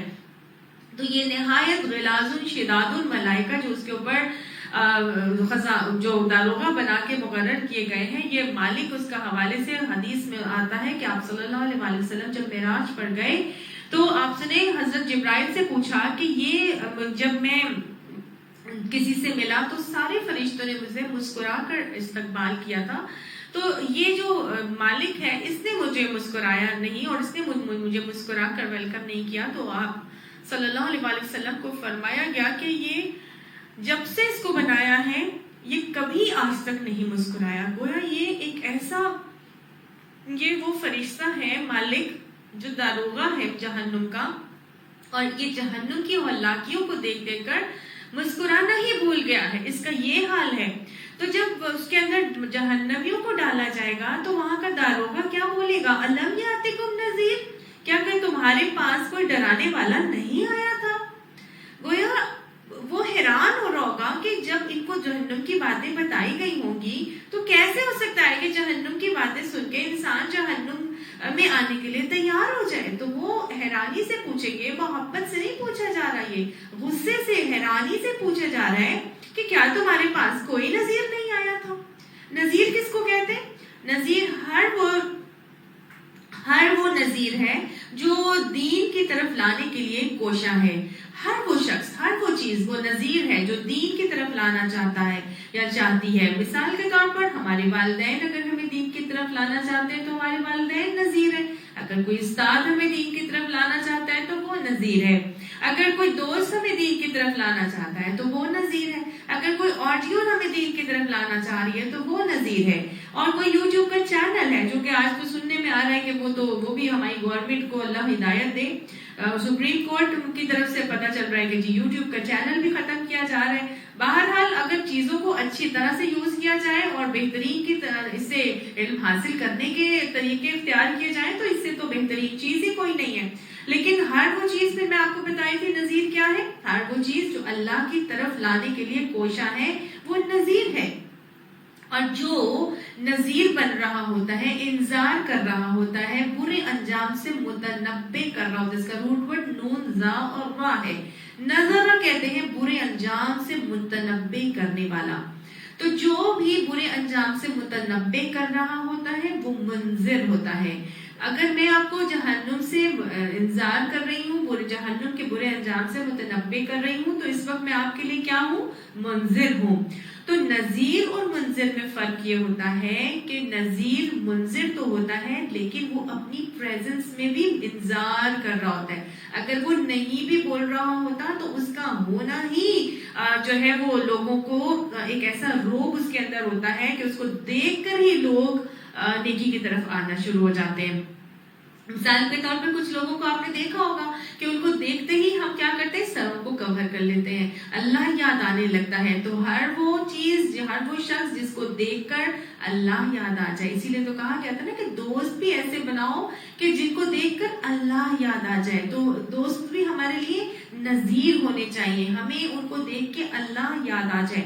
تو آج دنیا کے اندر جو بھی ہمیں اللہ سے جوڑنا چاہ رہا ہے، اللہ کے دین کی طرف لانا چاہ رہا ہے، وہ کیا ہے؟ نذیر ہے. تو داروغہ اس جہنمیوں کو کہیں گے کہ کیا الم یاتکم نذیر، کیا تمہارے پاس کوئی نذیر نہیں آیا تھا جو تمہیں جب برے انجام سے، جہنم کے برے انجام سے ڈراتا؟ تو یہ جہنمی کیا کہیں گے؟ قالوا، وہ کہیں گے بلا، بالکل آیا تھا. قد جاءنا نذیر، یقیناً آیا تھا ہمارے پاس نذیر. یعنی یہاں یہ نہیں کہا گیا کہ آتانا نذیر، یہ تو کہا ہی نہیں نا. کیا کہا؟ انہوں نے سوال کیا تھا الم یاتکم نذیر، اور یہ کہتے کہ قالوا بلا قد آتانا نذیر، کہ ہاں ہمارے پاس نذیر آیا تھا. لیکن نہیں، اللہ نے آتانا استعمال نہیں کیا. یہاں پہ کیا استعمال کیا؟ جاءنا. اور جاءنا کا مطلب ہوتا ہے بار بار آئے تھے، دوام ہے اس کے اندر، مسلسل ہمارے پاس آتے رہتے. یعنی ہمیں انذار کرنے والے، ہمیں نذیر، ہمیں بار بار آتے رہتے. بار بار ہماری امی ہمیں کہتی تھی کور کر لو، بار بار ہماری امی کہتی تھی نمازیں پڑھ لو، بار بار ہمیں جو ہے وہ گھر میں یہ بات بتایا جاتا تھا. ہمارے گھر میں ہمارے دادا دادی نانا نانی ہمیں بتاتے تھے، بار بار ہمیں بتایا جاتا تھا. لیکن اصل بات کیا تھی؟ اصل بات جہنمیوں کی یہ تھی کہ ان کو تو اپنی امی ابو برے لگتے تھے جو ایسی باتیں کرتے تھے. ان کو تو داڑھی والے پسند نہیں تھے، ان کو تو برقعے والیاں پسند نہیں تھی، ان کے تو وہ مذاق اڑاتے تھے، ان سے تو ان کو الرجی تھی، ان کی تو نصیحت کو ایک سیکنڈ وہ برداشت نہیں کر سکتے تھے. ایسا ہے کہ نہیں؟ کیوں وہ گئے تھے جہنم میں؟ کیونکہ وہ کفروا بربہم کر رہے تھے نا. وہ تو انکاری تھے، عملی انکار کا رویے پڑتے. انہیں تو دین کے نام سے، دین کی نصیحتوں سے الرجی تھی. جو بھی انذار کرتا، منذر بن کے ان کے سامنے نذیر بن کے آتا، تو وہ کیا کہتے تھے؟ وہ کہتے تھے کیا فضول باتیں نہ کریں، ہمیں جو ہے وہ یہ دین علیحدہ ہے، دنیا علیحدہ ہے، ہمیں کرنے دے جو ہم کر رہے ہیں. اور اگر کچھ کرتے بھی ہیں تو کہتے تھے کہ ہم آپ کو کیوں بتائیں جی ہم یہ کر رہے ہیں، ہم کیوں اپنے دین کے ڈنڈورے پیٹیں. اصل میں وہ بیسیکلی خود ہچکچاتے ہیں اور سمجھنا چاہتے نہیں، دین کی باتوں کو ڈسکس کرنا نہیں چاہتے، اور جو ہے وہ اسی کو بہانے اور عذرات اور تحیلیں حجتیں بنا لیتے ہیں. اصل میں وہ کرنا خود ہی نہیں چاہ رہے ہوتے تھے. تو بس یہی بات بتائی جا رہی ہے کہ وہ ان کے پاس اللہ تعالیٰ بار بار نذیر بھیجتا تھا. اچھا، گھر والے اگر نہیں تھے تو کوئی دوست ان کے لیے نذیر تھا، اگر دوست نہیں تھے تو کچھ اسباب تو ان کے پاس اللہ تعالیٰ کی طرف آتے ہی تھے. آج دیکھیے کتنی زیادہ چیزیں ہمیں نیٹ کے اوپر مل جاتی ہیں، ہمیں ویڈیوز آ جاتی ہیں، ہمیں آڈیوز مل جاتی ہیں سننے کے لیے. اللہ تعالیٰ ہر ایک کو زندگی میں کبھی نہ کبھی، بار بار، بلکہ کبھی نہ کبھی نہیں، بار بار اللہ سبحانہ تعالیٰ لمحہ فکریہ ضرور دیتے ہیں، جو جوڑتے ہیں، جولٹ کرتے ہیں، تاکہ اللہ تعالیٰ چاہتے ہیں کہ وہ پلٹ آئے، بار بار میرے پاس آ جائے. آتا ہے نا قرآن پاک سورہ توبہ میں، اولا یرون انہم یفتنون فی کل عام مرۃ او مرتین، کیا وہ دیکھتے نہیں کہ یہ ہم دنیا میں ان کو سال میں ایک مرتبہ یا 2 مرتبہ ان کو آزمائش میں ڈالتے ہیں. ثم لا یتوبون ولا هم یذکرون، پھر نہ وہ اللہ کی طرف پلٹتے ہیں، نہ وہ اس سے کوئی نصیحت حاصل کرتے ہیں. تو گویا اللہ تعالیٰ مختلف آزمائشوں میں ڈال کر انسان کو جھنجھوڑتے ہیں، ان کو اپنی طرف لانا چاہتے ہیں اور انذار کا معاملہ لوگوں کے حوالے سے کرواتے ہیں، اور انسان کیا کرتا ہے؟ واپس پلٹ جاتا ہے، سستی کرتا ہے، نہ توبہ کرتا ہے، نہ نصیحت حاصل کرتا ہے، بلکہ آنسونی کر جاتا ہے. یہ کیوں کرتا ہے؟ کیا وجہ ہوتی ہے؟ کیوں وہ اس رویے پر آتا ہے؟ تو بتایا جا رہا ہے کہ وہ جب کہیں گے کہ ہاں ہمارے پاس بار بار بتانے کے لیے آئے تھے، فَكَذَّبْنَا، ہم نے ان کو جھٹلا دیا، ہم نے تو ان کو جھٹلا دیا، وَقُلْنَا، اور ہم نے ان سے کہا مَا نَزَّلَ اللَّهُ مِن شَيْءٍ، اللہ نے ایسی کوئی چیز نازل نہیں کی ہے، إِنْ أَنْتُمْ إِلَّا فِي ضَلَالٍ كَبِيرٍ، اللہ تعالیٰ فرماتے ہیں نہیں ہو تم مگر کھلی بڑی گمراہی کے اندر، تم تو بڑی گمراہی میں ہو، تم تو کبر کا شکار ہو. اللہ نے کہا کہ وہ تو جھٹلا دیتے تھے، وہ کبر کے مارے تھے، وہ کبر کی گمراہی میں پڑے ہوئے تھے. یہ کبر جب ان کے اندر آ گیا تھا تو انہوں نے صاف چیزوں کے باوجود بھی ہر چیز کو جھٹلا دیا اور کہہ دیا اللہ نے ایسا کچھ بھی نازل نہیں کیا. تو کیا اصول مل رہا ہے کہ اگر ہمارے اندر ذرا سا بھی تکبر پایا جاتا ہے تو کھرچ کو اس کے اندر اپنے اندر سے نکال دیں. عباد الرحمن بننا چاہتے ہیں تو عباد الرحمن کی سب سے پہلی صفت یہ ہے کہ وہ کیا کرتے ہیں؟ الذین یمشون علی الارض ہونا، وہ زمین کے اوپر نرم چال چلتے ہیں، ان کے اندر کوئی کبر کوئی تکبر نہیں ہوتا. پیارے نبی صلی اللہ علیہ وآلہ وسلم نے فرما دیا تھا کہ سلام کو پھیلاؤ، سلام کرنے والا کبر سے بری ہے، یعنی کہ سلام کو جو کثرت سے زیادہ سلام کرتا ہے کبر اس کے اندر سے، تکبر اس کے اندر سے نکل جاتا ہے. لہٰذا بار بار ہر وقت محاسبہ کیا کریں، ہر وقت اپنے اندر سے پوچھا کریں لوگوں سے، آس پاس کے جو آپ کے پیارے ہیں، جو قریبی ہیں، کوئی ماتحت ہیں، کوئی آپ کے ملازم ہیں، کوئی بچے ہیں، کوئی فرینڈز ہیں، ہر ایک سے پوچھا کریں میں کہیں تکبر تو نہیں کرتی، تمہیں میرے اندر کوئی تکبر تو نظر نہیں آتا؟ کیونکہ تکبر ہمارے اندر سے نکل جانا چاہیے. یہ تکبر ہے جس کی وجہ سے انہوں نے کیا کہا تھا؟ فَكَذَّبْنَا، انہوں نے جھٹلا دیا تھا. کس کو جھٹلایا تھا؟ یہاں پہ کذبنا کہہ کے چھوڑ دیا گیا ہے، ایک فل ان دا بلینک دے دی گئی ہے، یعنی کہ اس کا بہت مفہوم ہے، بہت وسیع مفہوم ہے. ہر چیز کو اس کے اندر لے آئے. انہوں نے اللہ کو جھٹلا دیا، انہوں نے قرآن کو جھٹلا دیا، انہوں نے قرآن کی تعلیمات کو جھٹلا دیا، انہوں نے رسول کو جھٹلا دیا. ہر چیز جو ان کے سامنے آتی تھی، ان کے ابو کہتے تھے، امی کہتی تھی، ان کے دوست کہتے تھے، وہ سن لیتے تھے، وہ دیکھ لیتے تھے، وہ سمجھ لیتے تھے، لیکن پھر بھی کیا تھا؟ وہ جھٹلا دیتے تھے. ہر چیز کو جب نظیر ان کے سامنے آتا تھا تو وہاں پر ان کو سوچنے کا موقع اللہ تعالیٰ کی طرف سے دیا جاتا تھا، لیکن تکبر کی وجہ سے وہ رکے رہتے تھے. ان کا دل ہی نہیں کرتا تھا کہ وہ قرآن کی کوئی بات سنے، وہ کوئی نصیحت آمیز گفتگو میں انڈلج ہو، وہ تو ہونا ہی نہیں چاہتے تھے نا. تکبر ان کے دلوں میں بیٹھا ہوا تھا. تو یاد رکھیے گا جس کے دل میں رائی کے دانے کے برابر بھی تکبر ہوگا، اللہ کے نبی نے فرما دیا تھا لا يدخل الجنہ، اس کو جنت میں داخل نہیں کیا جائے گا. تو بلا پھر یہ کیسے جنت کے اندر چلے جائیں گے نا؟ یہ بھی پھر جہنمی ہے. اور یہ بتا رہے ہیں فرشتوں کو، یہ داروغہ فرشتے کو بتا رہے ہیں کہ ہمارے پاس آئے تھے، بار بار آئے تھے، لیکن ہم نے ہی ان کو جھٹلا دیا تھا اور ہم کہتے تھے اللہ نے ایسا کچھ بھی نازل نہیں کیا. اللہ فرماتا ہے ان انتم الا فی ضلال کبیر، تم صرف اور صرف کبر میں بڑے ہوئے ہو، تمہارے اندر صرف کبر ہے. آج ہمارے اندر کبر کیوں آتا ہے؟ بار بار آج ہم یہی بات کر رہے ہیں. اصل میں دنیا میں جب عہدے، اقتدار، طاقت، ان نعمتیں آ جاتی ہیں نا تو انسان کے اندر آٹومیٹکلی ایک کبر آ جاتا ہے. جب بھی انسان اللہ سے دور ہوتا ہے، اپنے خالق سے کنیکشن نہیں ہوتا، اس کا اللہ کی ساتھ اس کا تعلق استوار نہیں ہوتا، تو وہ اپنی ان تمام نعمتوں کو اپنی ذات سے منسوب کرتا ہے اور اپنی وجہ سے ہی کہتا ہے کہ یہ سب کچھ مجھے میرے علم کی بنا پر ملا ہے، میری محنت سے میں نے حاصل کیا ہے، میں نے جو یہ اقتدار حاصل کیے یہ بھی میری اپنی وجہ سے ملا ہے، میرے اندر صلاحیتیں ہی اتنی ہیں، میں جو مال میں نے اتنا کمایا ہے، یہ جو نعمتیں میرے پاس اتنی ہیں، یہ سب میں نے اپنے علم کی بنا پر حاصل کیا ہے. جیسے قارون نے بھی تو ایسے ہی کہا تھا نا. تو نعمتیں انسان کو بیسیکلی اللہ سے دور کر دیتی ہیں اور انسان عیش میں یاد خدا کو بھول جاتا ہے. اور نعمتیں جب بہت زیادہ آ جائیں تو پھر اللہ کی راہ میں تو قربان کرنے کا اس کو بالکل بھی دل نہیں کرتا. پھر تو اللہ کو متکاثر کا شکار ہو کے وہ حتی زرتم المقابر، قبروں کی طرف چلا جاتا ہے، یعنی کہ ہلاکت میں پڑ جاتا ہے، غفلت میں پڑ جاتا ہے. اللہ نے کہا کثرت چیزوں کی کثرت سے تم غافل ہو جاتے ہو. تو یہ نہ تمہارا دل چاہتا ہے کہ تم اپنی ان نعمتوں کو اللہ کی راہ میں لگاؤ، نہ ان نعمتوں کو چھوڑنے کا تمہارا دل چاہتا ہے، بلکہ انہی نعمتوں کے ساتھ اپنی دنیا بنانے کے چکروں میں پڑے رہتے ہو. آج مال ہے تو ریسٹورانٹس میں بھی جاتے ہیں، ہینگ آؤٹس بھی کرتے ہیں، شاپنگ بھی ہو رہی ہے، وہ گناہ جاریہ کے کام وہ نیٹ فلکس کے باقاعدہ وہ لگا لیے جاتے ہیں. ایک اکاؤنٹ لے لیتا ہے، دوسرے سارے دوستوں میں اس کو سرکولیٹ کر دیا جاتا ہے، خود بھی گناہ کرو اور دوستوں کو بھی اس کے اندر انوالو کرو. سارے کے سارے کام غلط قسم کے اعمال میں جو ہے وہ اپنا مال لگاتا ہے، اپنی صلاحیتیں، اپنا وقت، اپنا سب کچھ وہ دنیا بنانے کے چکروں میں لگاتا ہے. اور بہت کم لوگ ایسے ہوتے ہیں جو اتنی مال کی فراوانی میں بھی اللہ کو یاد رکھتے ہیں. ہمیں کیا سکھایا جا رہا ہے؟ ہمیں سکھایا جا رہا ہے کہ نعمتوں کی فراوانی کے اندر بھی اللہ کو یاد رکھنا ہے.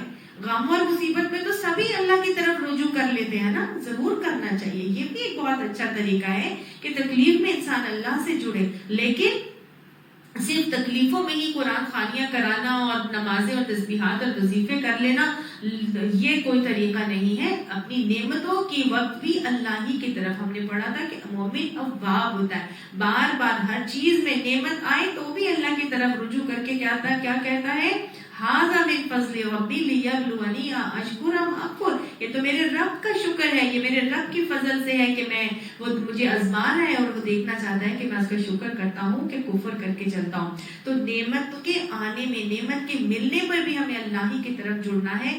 جب ہم یہ رویہ اختیار کریں گے تو یاد رکھیے گا انشاءاللہ ہم اللہ کے قریب ہوں گے اور اس کی وجہ سے ہماری آخرت بھی سنورتی چلی جائے گی. آپ ذرا سوچئے تو صحیح، ہم نے ایسا کیا کام کیا ہے کہ آج اللہ نے ہمیں اتنی نعمتوں سے مالا مال کیا ہے، اور انہوں نے کون سا ایسا عمل کیا ہے کہ غریب جو ہے وہ آج فٹ پاتھ پر سو رہا ہے، سڑکوں پہ سو رہے ہیں، بھیک مانگ رہے ہیں، سب گرمی میں بھی وہ باہر نکلے، ان کے پاس معاش کے لیے کوئی روزگار نہیں ہے. ہم نے کون سے تیر تکے چلا لیے، یا ہم نے کوئی بہت ہی زیادہ کو مار لیے کہ اللہ تعالیٰ نے ہمیں اتنی نعمتوں سے مالا مال کیا ہے. اصل بات یہ ہے، یہ بات نہیں کہ ہم اچھے ہی بہت ہے کہ اللہ نے ہمیں اتنا زیادہ نوازا ہے. بات یہ ہے کہ لیبلونی اشکر ام اکفر، اللہ نے ہمیں آزمانا تھا کہ تم اب شکر کر کے چلتے ہو اور ان نعمتوں کو اللہ کی راہ میں استعمال کرتے ہو کہ نہیں کرتے ہو. اللہ نے تو ہم سے کوئی کام لینا تھا جس کی وجہ سے اس نے ہمیں یہ نعمتیں عطا فرمائی تھی. تو اللہ ہمیں اس بات کی توفیق عطا فرمائے کہ نعمتوں کی فراوانی میں ہم اللہ سے جڑنے والے ہوں. عرش الہی کے سائے میں جو 7 خوش نصیب ہوں گے ان میں سے ایک وہ ہوگا نا جو جوانی کے وقت اب اللہ کی عبادت کرنے والا تھا، جو جوانی میں اللہ کی عبادت کرنے والا تھا. اللہ ہمیں اپنی جوانیاں اور ہمیں ہماری اولادوں کو بھی ان کی جوانیاں دین کے راستے میں کھپانے کی توفیق عطا فرمائے. یہ شکر کا ایک امتحان ہے. ہاں، غریب لوگوں سے بھی غربت کا امتحان ہے، لیکن امیر کے ساتھ بھی شکر کا امتحان ہے. اور یہ شکر کا عملی طریقہ کیا تھا کہ اپنی نعمتوں کو اللہ کی راہ میں اس کے بتائے ہوئے طریقے کے مطابق ان صلاحیتوں کو، ان نعمتوں کو، رزق کو استعمال کیا جائے. آج کیا ہے، آج ہمارا اپنا بھی ایسا ہی رویہ ہے اور ہمارے بچے بھی پھر اسی کبر کا شکار ہے. بچوں کے رویوں میں ہمیں کیا تکبر نظر نہیں آتا. آج بغیر ان کے مانگے ہم ہر چیز ان کو پرووائڈ کر دیتے ہیں، بغیر سوال کی ہر چیز اپنی اولاد کو اگر دیں گے تو یاد رکھیے گا جب اولاد بڑی ہوگی تو آگے سے کہے گی آپ نے کون سا کوئی انوکھا کام کیا، سارے ہی والدین کرتے ہیں. یہ ہمیں اس کو کبھی بھی ان نعمتوں کی قدر نہیں ہوگی. جب تک اولاد آپ سے سوال نہ کرے ایک چیز کا، تب تک آپ اس کو اس کی وہ چیز جو اس کی ریکوائرمنٹ ہے یا اس کی جو اس کی ڈیمانڈ ہے اس کو تھوڑا سا تڑپا کے اس کو دیں تاکہ اس چیز کی اس کو قدر آئے اور وہ شکر گزار بنے. جب وہ آپ کا شکر گزار بنے گا پھر وہ اللہ کا شکر کرنے والا بھی ہوگا. اور جب آپ اس کو وہ چیز دیں گے تو کہیں پہلے اللہ کا شکر ادا کرو اور جاؤ جا کے اللہ کا شکر ادا کرو، شکرانے کے نفل پڑھو، شکر کے حوالے سے اس چیز کو، اس نعمت کو اللہ کی راہ میں استعمال کرو. تو پلیٹ میں رکھ کے دیں گے تو مانگنے سے پہلے تو کبھی بھی قدر نہیں آئے گی اور وہ شکر کے رویے پر نہیں آئیں گے بلکہ وہ تکبر کی طرف ہی جائیں گے. آج ہماری اولادوں کو ماں باپ سب کچھ دے رہے ہیں، منی منٹنگ مشین بنے ہوئے، اور اسی لیے بنے ہوئے کہ اولاد کی ہر جائز ناجائز ڈیمانڈ کو وہ پورا کر دیں. اور آہستہ آہستہ کیا ہوتا ہے، وہ کبر کے مارے، وہ تکبر کے مارے وہ دین سے دور ہوتے چلے جاتی ہیں اولادیں، اور الٹا اپنے پیرنٹس کے ساتھ بھی دین کی ڈسکشن سے دور بھاگتے، وہ ڈسکس ہی نہیں کرنا چاہتے. آپ اپنے بچوں سے ہر چیز ڈسکس کریں. بچے سے تمام چیزیں جب دنیا کی ڈسکس کرتے ہیں, پڑھائیوں کی ڈسکس کرتے ہیں, کہ دین ہی رہ گیا ہے کہ جس کو ہم نے ڈسکس نہیں کرنا. یہ دین کوئی اور بتائے اور اس کے ایمانوں کو بگاڑے, یا وہ یوٹیوب یا وہ گوگل پہ جا کے یا نیٹ سے جا کے دین حاصل کریں. اس سے بہتر ہے کہ آپ اپنے بچوں کو خود دین سیکھ کر خود ہی سکھائیں, کیونکہ یہ دین ہماری زندگی کا حصہ ہے. بچے آج کہتے ہیں میری مرضی, میں جو چاہے کروں. ہاں ٹھیک ہے, نمازیں روزے کرنے ہیں, ہاں وہ بھی ہم کر لیں گے, لیکن ساری چیزوں میں ہم دین کو نہیں لے کر آ سکتے. ان کو بتائیں کہ دین ہماری زندگی کا حصہ ہے. ہم نے اپنی مرضی سے نہیں بلکہ اللہ کی مرضی سے زندگی گزارنی ہے. اور جو اپنی آخرت کی کوالٹی کو سنوارنا چاہتا ہے تو پھر کیا کرے, وہ اپنی زندگی میں اس دین کو اپنی زندگی کا حصہ بنائے گا, تو انشاءاللہ آخرت کی حسرت سے وہ خود بخود بچے گا اور کبر سے وہ خود بخود بری ہو جائے گا.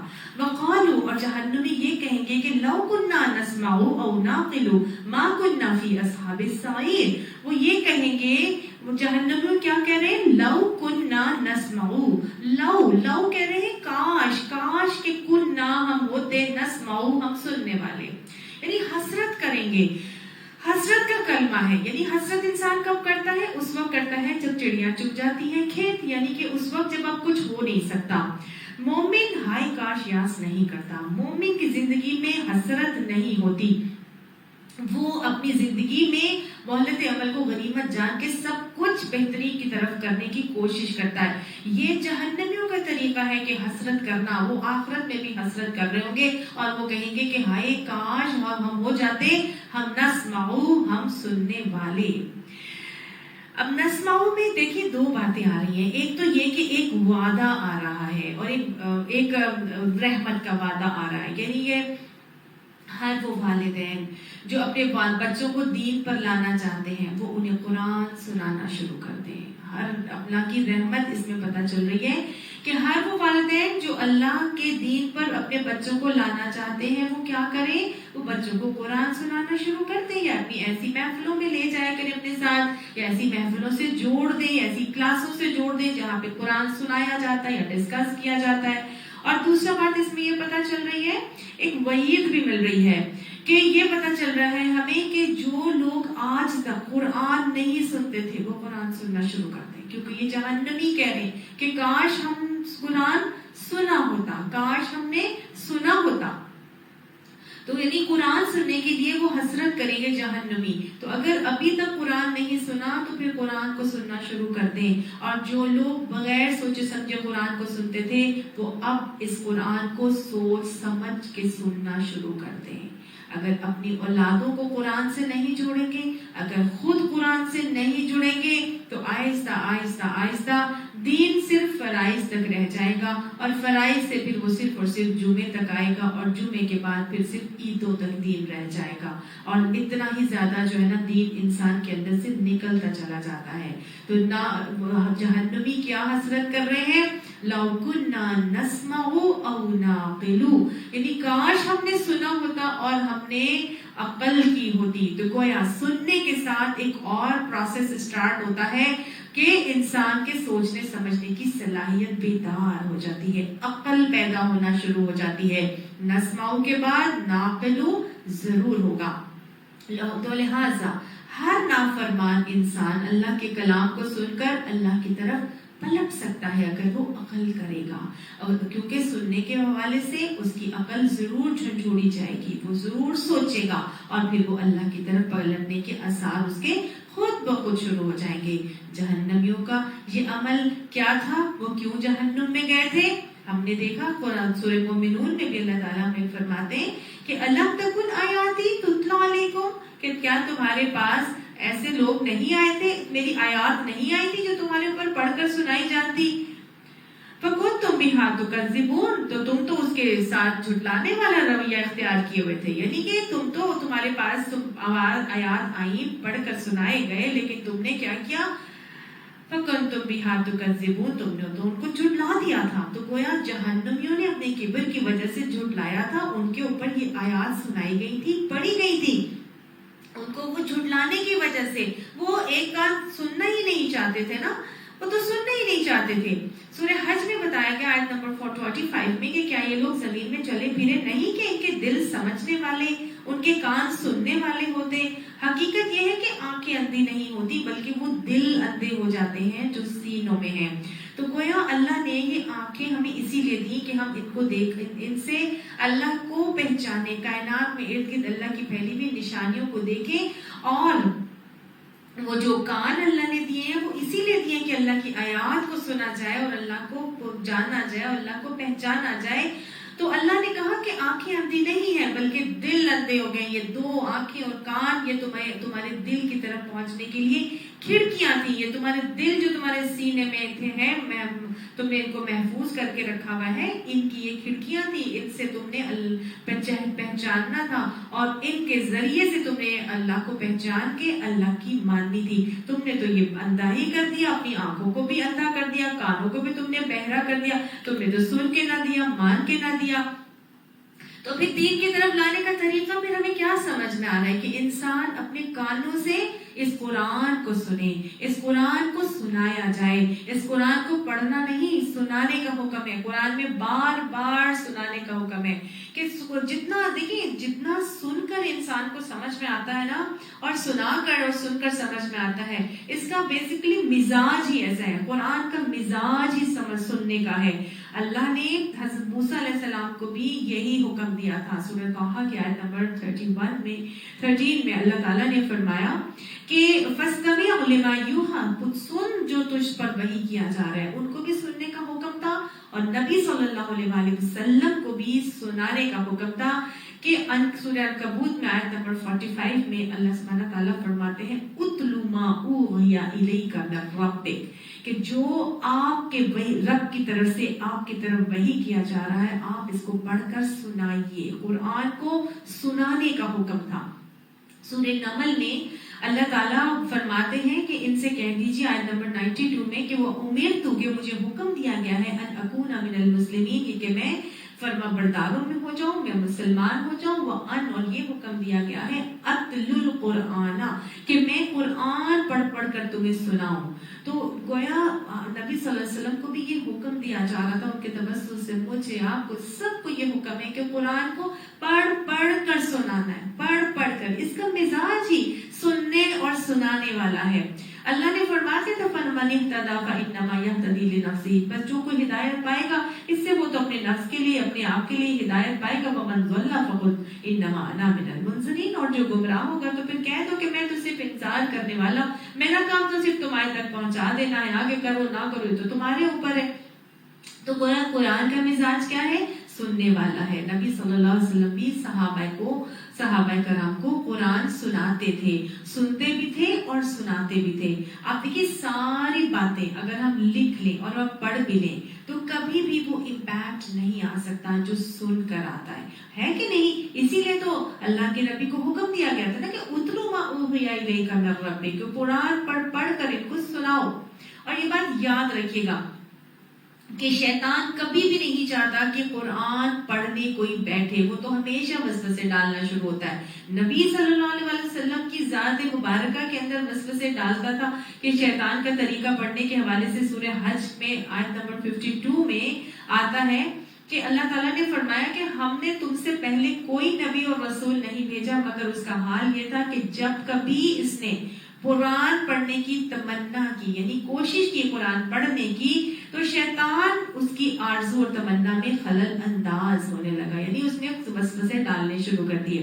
تو جو وسوسہ شیطان ڈالتا ہے اللہ پھر اس وسوسے کو دور کر دیتا ہے اور اللہ اپنی آیات کو مضبوط کر دیتا ہے. وہ علم والا اور حکمت والا ہے. تو شیطان تو نبی صلی اللہ علیہ وسلم کی بھی دل میں وسوسے ڈالتا تھا جب وہ قرآن پڑھنے بیٹھتے تھے، لیکن اللہ کے حکم سے وہ وسوسے دور کر دیے جاتے تھے. تو جب وہ نبیوں کے دلوں میں وسوسے ڈال رہا ہے تو جو عام انسان قرآن پڑھنے کے لیے بیٹھے گا تو کیا شیطان عام انسان کے دل میں وسوسے نہیں ڈالے گا؟ وہ ضرور ڈالے گا. وہ ہر ایک کو دل میں وسوسے ڈالے گا. عام بندے کو وہ کبھی بھی اللہ کے قریب، اللہ کے کلام کے قریب آنے ہی نہیں دے گا. اس کا یہ حربہ ہے، وہ کیا کرتا ہے؟ وہ یہ کرتا ہے کہ دیکھیں سننا تو انسان کا مزاج ہے جو اللہ نے بنایا. اللہ نے تو یہ 2 کھڑکیاں آنکھیں اور کان دیے ہیں کہ ہم ان سے پہچانے اللہ کو, اور انسان کا مزاج ہے کہ وہ قرآن کو سنے. تو اللہ نے تو انسان کو بنایا ایسا, لیکن شیطان بیسیکلی کیا کرتا ہے کہ وہ انسان کو آلٹرنیٹ لسننگ کی طرف لگا دیتا ہے, وہ دوسری چیزوں کی طرف لگا دیتا ہے, انٹرٹینمنٹ کی دنیا میں اس کو الجھا دیتا ہے, لاول حدیث میں اس کو ملوث کر دیتا ہے, انوالو کر دیتا ہے, اور اتنا زیادہ ایڈکٹیو کر دیتا ہے, اتنا زیادہ الجھا دیتا ہے کہ اس کا حربہ یہ ہے کہ اتنا الجھا دو کہ یہ ان کی زندگی کا حصہ بن جائے, اور اس کے بغیر ان کو اپنی زندگی ادھوری لگنے لگے. وہ آپ دیکھیں ایسے ہی ہوتا ہے, جو لوگ گانے سننے کے اور انٹرٹینمنٹ کی دنیا کے عادی ہوتے ہیں, وہ ان کے سامنے اگر قرآن کا کوئی لیکچر لگایا جائے تو کیا ہے سارے دن وہ ٹی وی کی چیزیں دیکھتے رہیں گے, اپنے گانے سنتے رہیں گے, لیکن جیسے ہی لیکچر لگایا جائے گا وہ چیخنا شروع ہو جائیں گے, چھوڑو بس کرو, اس کو بند کر دو. اور انٹرٹینمنٹ اور میوزک کو تو وہ اپنے جیسے سمجھتے ہیں کہ یہ تو ہے ہی, روح کی غذا بنا لی گئی ہے, اور آج تک اس کے بارے میں کنفیوژن شیطان نے ڈال دی ہے, جبکہ کوئی کنفیوژن نہیں ہے اس میں. آپ صلی اللہ علیہ وسلم نے صاف فرما دیا تھا کہ میں آلات موسیقی توڑنے کے لیے بھیجا گیا ہوں, ہے کہ نہیں. شیطان نے اللہ سے پوچھا تھا میری آواز کیا ہوگی, تو اللہ تعالیٰ نے فرمایا تھا گانا بجانا, یہ موسیقی یہ تو شیطان کی آواز ہے.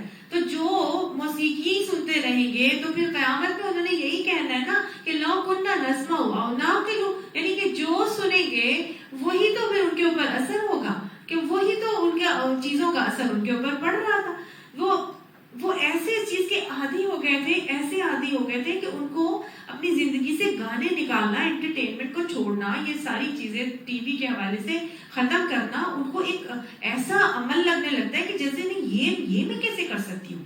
ہوتا یہ ہے کہ شیطان بیسیکلی ان چیزوں کے ذریعے سے انسان کے دماغ کو معاف کر دیتا ہے, اس کو بھلا دیتا ہے. یہ ایسا ایڈکٹیو چیز ہے, ایسا ایک ڈرگ کی طرح کی چیز ہے کہ انسان ایک تو اس کے بغیر جینے کا تصور نہیں کر سکتا, دوسرا اس میں اتنا انوالو ہو جاتا ہے کہ اپنی حقیقت سے دور ہو جاتا ہے, اصل زندگی کا جو مقصد ہوتا ہے اس کو وہ بھلا دیتا ہے. شیطان انسان کو بھلا دیتا ہے ان چیزوں میں ڈال کے اور انوالو کر کے کہ وہ اشرف المخلوقات ہے, اللہ نے اس کو کس لیے اس دنیا میں بھیجا, اور وہ شیطان پھر اس کا ایسا ساتھی بن جاتا ہے کہ اس کے حوالے سے قرآن میں بتایا گیا تھا نا, آتا ہے کہ وہ من اعرض عن ذکری, جو میرے ذکر سے اعراض کرے گا, نقیض لہ شیطانا, اس کے اوپر ہم ایک شیطان مسلط کر دیتے ہیں, فہو لہ قرین, پر وہ اس کا ساتھی بن جاتا ہے. وَإِنَّهُمْ يَصُدُّونَ عَنْ السَّبِيلِ, وہ ان کو صحیح راستے سے روکتے ہیں. وَيَحْسَبُونَ أَنَّهُمْ مُهْتَدُونَ, اور وہ یہ گمان کرتے ہیں کہ ہم تو جو بھی کر رہے ہیں بالکل ٹھیک کر رہے ہیں. تو شیطان ان کے اوپر مسلط ہو جاتا ہے, اور وہ ہر چیز کو سمجھتے ہیں ہم جو کر رہے ہیں بالکل ٹھیک کر رہے ہیں. اصل میں زُيِّنَ لَهُمُ الشَّيْطَانُ مَا كَانُوا يَعْمَلُونَ, شیطان ان کے تمام اعمال ان کو مزین کر کے دکھا دیتا ہے. تو وہ سمجھتے ہیں کہ بس یہ موسیقی ہے, بس اس کے بغیر تو ہم دنیا میں اور اپنی زندگی گزار ہی نہیں سکتے. اب شیطان کے چنگل میں پھنس گئے ہیں, گناہوں پہ گناہ ہوتے چلے جا رہے ہیں, تو دل پہ جب سیاہ نقطہ لگتا ہے تو پھر آہستہ آہستہ آہستہ اگر انسان اس گناہ سے توبہ نہ کرے تو آہستہ آہستہ اس گناہوں کی کنٹینیوٹی کی وجہ سے پورے کا پورا دل کیا ہو جاتا ہے, سیاہ ہو جاتا ہے. اور یہ وہ دل ہوتا ہے جس کے اوپر زنگ لگ جاتے ہیں. کلا بل ران علی قلوبہم ما کانوا یکسبون, اللہ نے فرمایا یہ وہ زنگ والے دل ہو جاتے ہیں, ان کے اعمال ہی کی وجہ سے یہ زنگ والے بن جاتے ہیں. اور پھر یہ وہ زنگ آلودہ دل ہوتے ہیں کہ ان کے اوپر اللہ کی طرف سے قفل لگ جاتے ہیں. پھر افلا یتدبرون افلا یعقلون, یہ والے معاملہ ان کے ہوتے ہیں. افلا یتفکرون, ان کو نہ عقل آتی ہے, نہ وہ غور و فکر اور تفکر کرتے, اور نہ ہی وہ تدبر کرتے ہیں, کیونکہ ان کے دلوں کے اوپر قفل لگ گئے. اب جس طرح کی چیز سنیں گے اسی طرح کے وہ ہو جاتے ہیں, جو سوچیں گے اسی طرح کے ان کے معاملات ہوں گے. اب جب گانا بجانا ہی سنیں گے تو ان کی زندگی میں بس یہ ہلچل اور اچھل کود اور یہی سب ہلا گلا ہی ہوتا ہے, اور پھر یہ یہیں پر ہی نہیں رکتا, پھر یہ آگے بڑھتا ہے ایک کے بعد دوسرا. حدیث میں آپ صلی اللہ علیہ وسلم نے فرما دیا تھا کہ موسیقی زنا کی طرف اٹھنے والا پہلا قدم ہے. تو گویا جب موسیقی کے عادی بن جاتے ہیں, اس کے بغیر زندگی کا تصور بھی نہیں کر سکتے, تو پھر آہستہ آہستہ آہستہ یہ کہاں جاتے ہیں؟ عقل تو معاف ہو گئی، سوچنے سمجھنے کی صلاحیت تو ختم ہو گئی، تو پھر مختلف چیزوں میں انوالو ہوتے ہیں اور سکون پہنچانے کے لیے پھر وہ ڈرگس کی طرف آتے ہیں، پھر وہ الکوہول کی طرف جاتے ہیں، پھر زنا الٹیمیٹلی کر لیتے ہیں۔ تو یہ شیطان آہستہ آہستہ تمام چیزیں ان کے لیے مزین کرتا ہے۔ اللہ تعالیٰ یہاں پر فرماتے ہیں یہ سب ان کے ساتھ جو ہوا وہ اس دن وہ افسوس کریں گے اور حسرت کریں گے اور کہیں گے لو کنا نسمع او نعقل، کاش کہ ہم قرآن کو سن لیتے، کاش قرآن سنتے تو ہمیں عقل آ جاتی، ہمارے دماغ کی جو چابیاں ہیں وہ ہمارے ہاتھوں میں ہوتی اور ہم ان کو استعمال کر سکتے اور ہم اس سے عقل حاصل کر لیتے۔ یقین مانیے قرآن کے ساتھ جو جڑ جاتا ہے اس کے آگے ایسے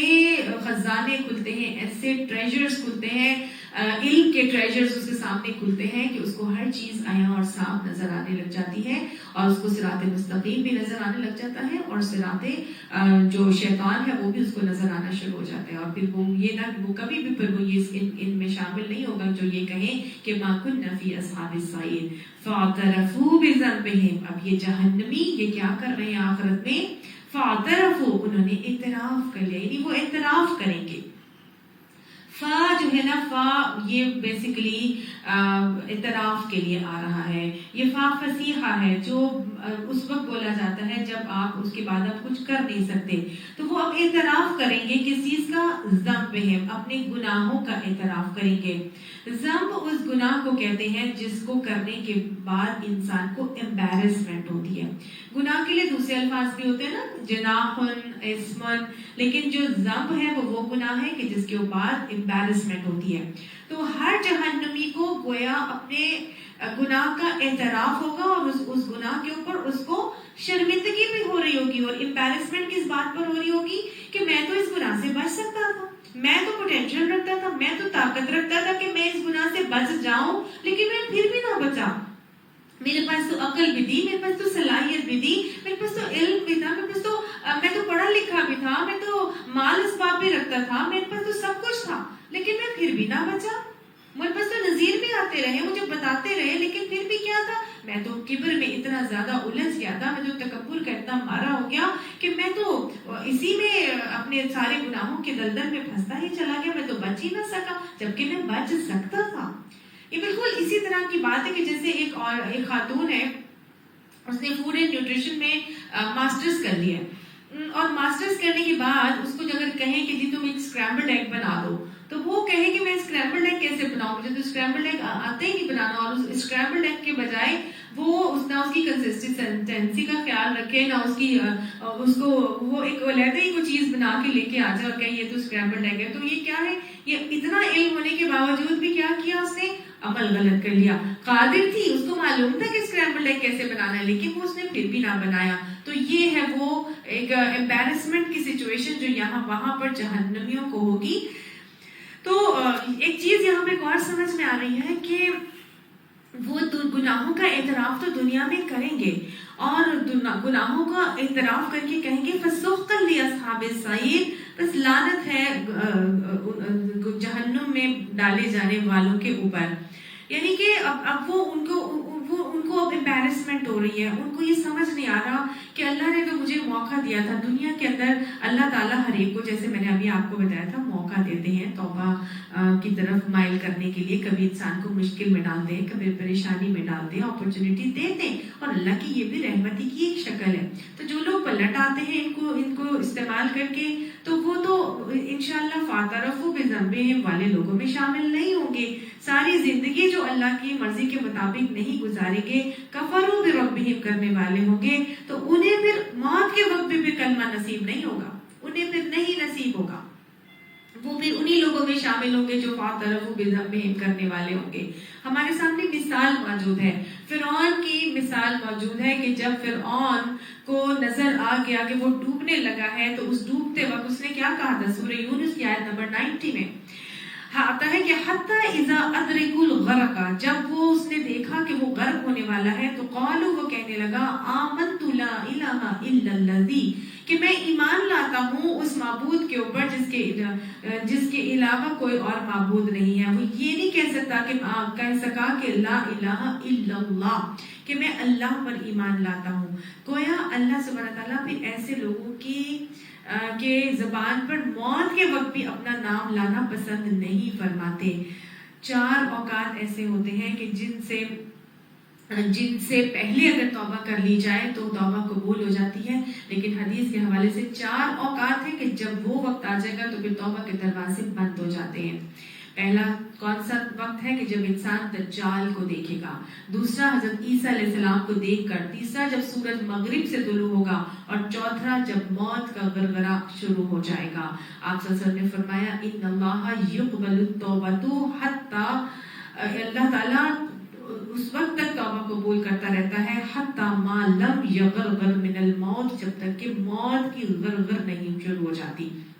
تو اللہ موت کی غرغر سے پہلے تک توبہ قبول کرتا ہے، لیکن جب بعد میں جب یہ وقت آ جائے، جب فرعون بھی ڈوبنے لگا تھا اور اس نے موت کی غرغر شروع ہوئی، تو اس نے اس وقت پھر ملک الموت کو جب دیکھا، اس نے دیکھا موت میرے سر پر ہے، تو اب توبہ کا دروازہ بند ہو گیا تھا، اور اللہ تعالیٰ نے پھر ایسے وقت پر توبہ کی توفیق بھی چھین لی تھی، اور اپنا نام بھی لانا اس کی زبان پر پسند نہیں کیا. تو یہ وہ بات ہے جو بتائی جا رہی ہے فَسُحْقًا لِأَصْحَابِ السَّعِيرِ، بس لعنت زدہ عذاب ان لوگوں کے لیے تیار ہے. یہ کرسڈ کیے ہوئے ہیں، یہ لعنت زدہ لوگ ہیں، اللہ تعالیٰ کی طرف سے ان کے اوپر لعنت دی گئی ہے، اور جس کے اوپر لعنت آ جاتی ہے وہ اللہ کی رحمت سے محروم ہو جاتا ہے، اور جو اللہ کی رحمت سے محروم ہو جاتا ہے پھر وہ جنت میں داخل نہیں ہو سکتا. تو یہاں پر اب کافی، یہاں تک بیسیکلی اب کافر کا تذکرہ تھا جو ہم نے پڑھا. اب اس کے جو بھی ہم نے دیکھا سورہ ملک کے اندر اللہ تعالیٰ نے ہمیں کافر کا انجام بتایا کہ یہ وہ کافر جو مشرک ہے، جو نافرمان ہے، یا جو عملی انکار کے رویے پر ہے اور موت کے وقت تک بھی توبہ نہیں کرتا، تو پھر آخرت میں بھی اس کو ریگریٹس ہی ہوں گے، آخرت میں بھی وہ اللہ کی رحمت سے دور ہی ہوگا، وہ اللہ کی لعنت کا حقدار ہوگا. لیکن اب آگے اللہ تعالیٰ مومنوں کا تذکرہ بتا رہے ہیں اور نیکوکاروں کا تذکرہ اب شروع ہوں گے. یہاں سے اب تصویر کا بالکل دوسرا رخ شروع ہو رہا ہے، اور یہ نیکوکار اللہ کے بیسٹ آف بیسٹ بندے ہیں.